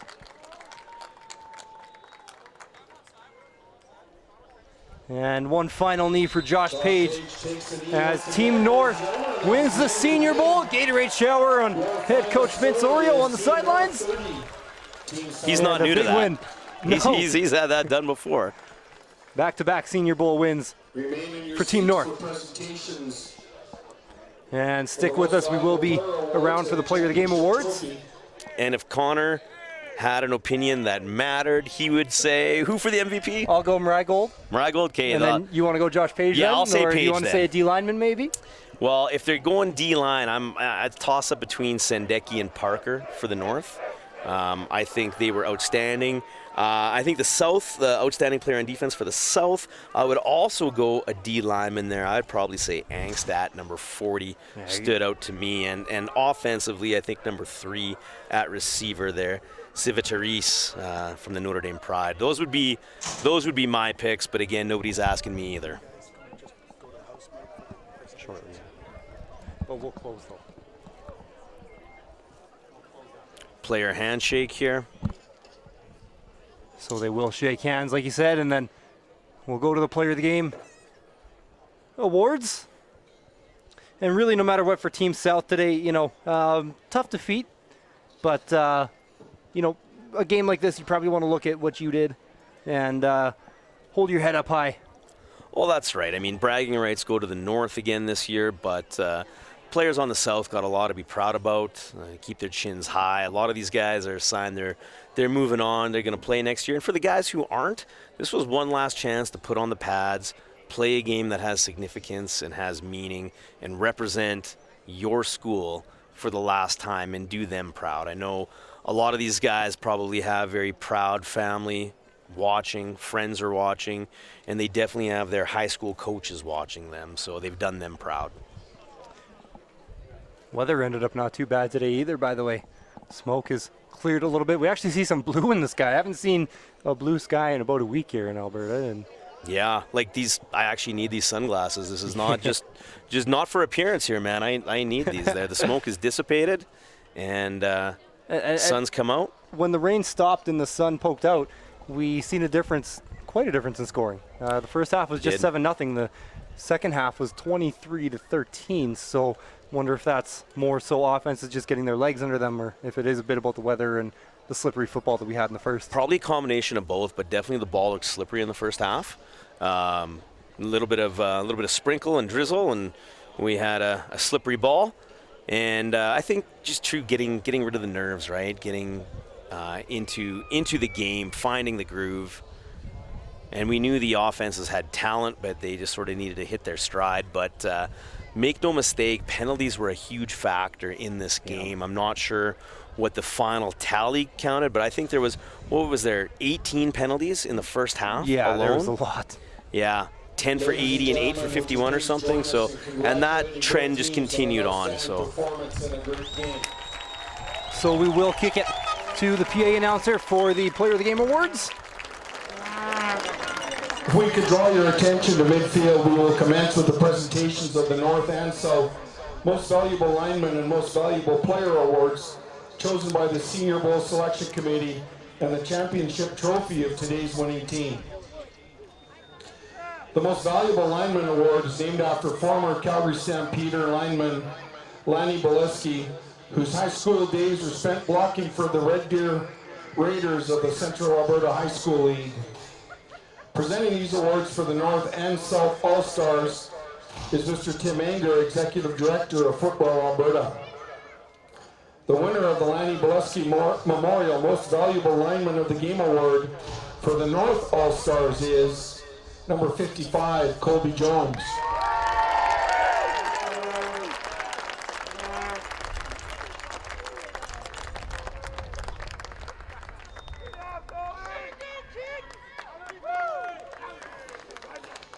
The winner of the Lanny Bolesky Memorial Most Valuable Lineman of the Game Award for the South All-Stars is number 97, Nicholas Dehane.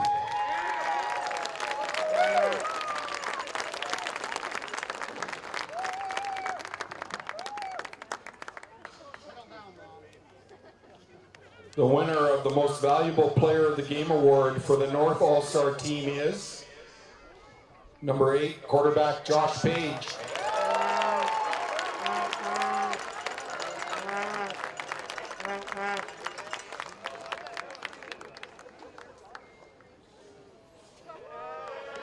The winner of the Most Valuable Player of the Game award for the South All-Star team is number 21, defensive back Cole Ricken.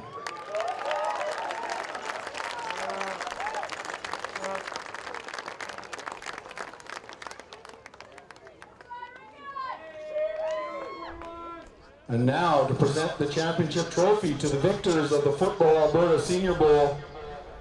With the captains of the North, please come forward to receive the Football Alberta Senior Bowl Championship trophy. And thank you for your attendance, ladies and gentlemen. And please have a safe trip home.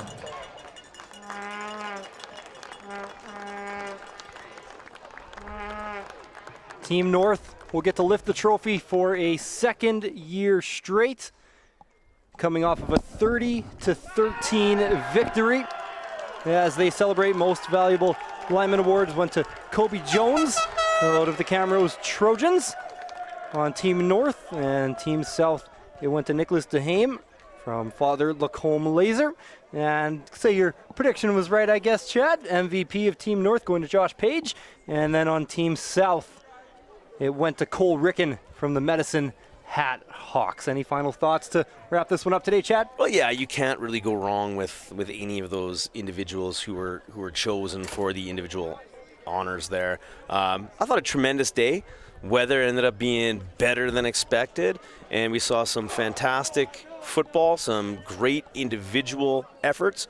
And again, like we said, a lineman, Colby there. I know he had a Division III school in Wisconsin recruiting him. He also has a choice of junior teams. So really nice to see. And that's another one of those linemen we see, right, where, we didn't call his name a whole lot, but he's got a bright future ahead of him. Team North wins it 30-13. Thank you from Connor Toffin, Chad Hill, and the whole crew here at IC Live Video. Thank you for watching this procast. Team North wins the 2023 Senior Bowl 30-13.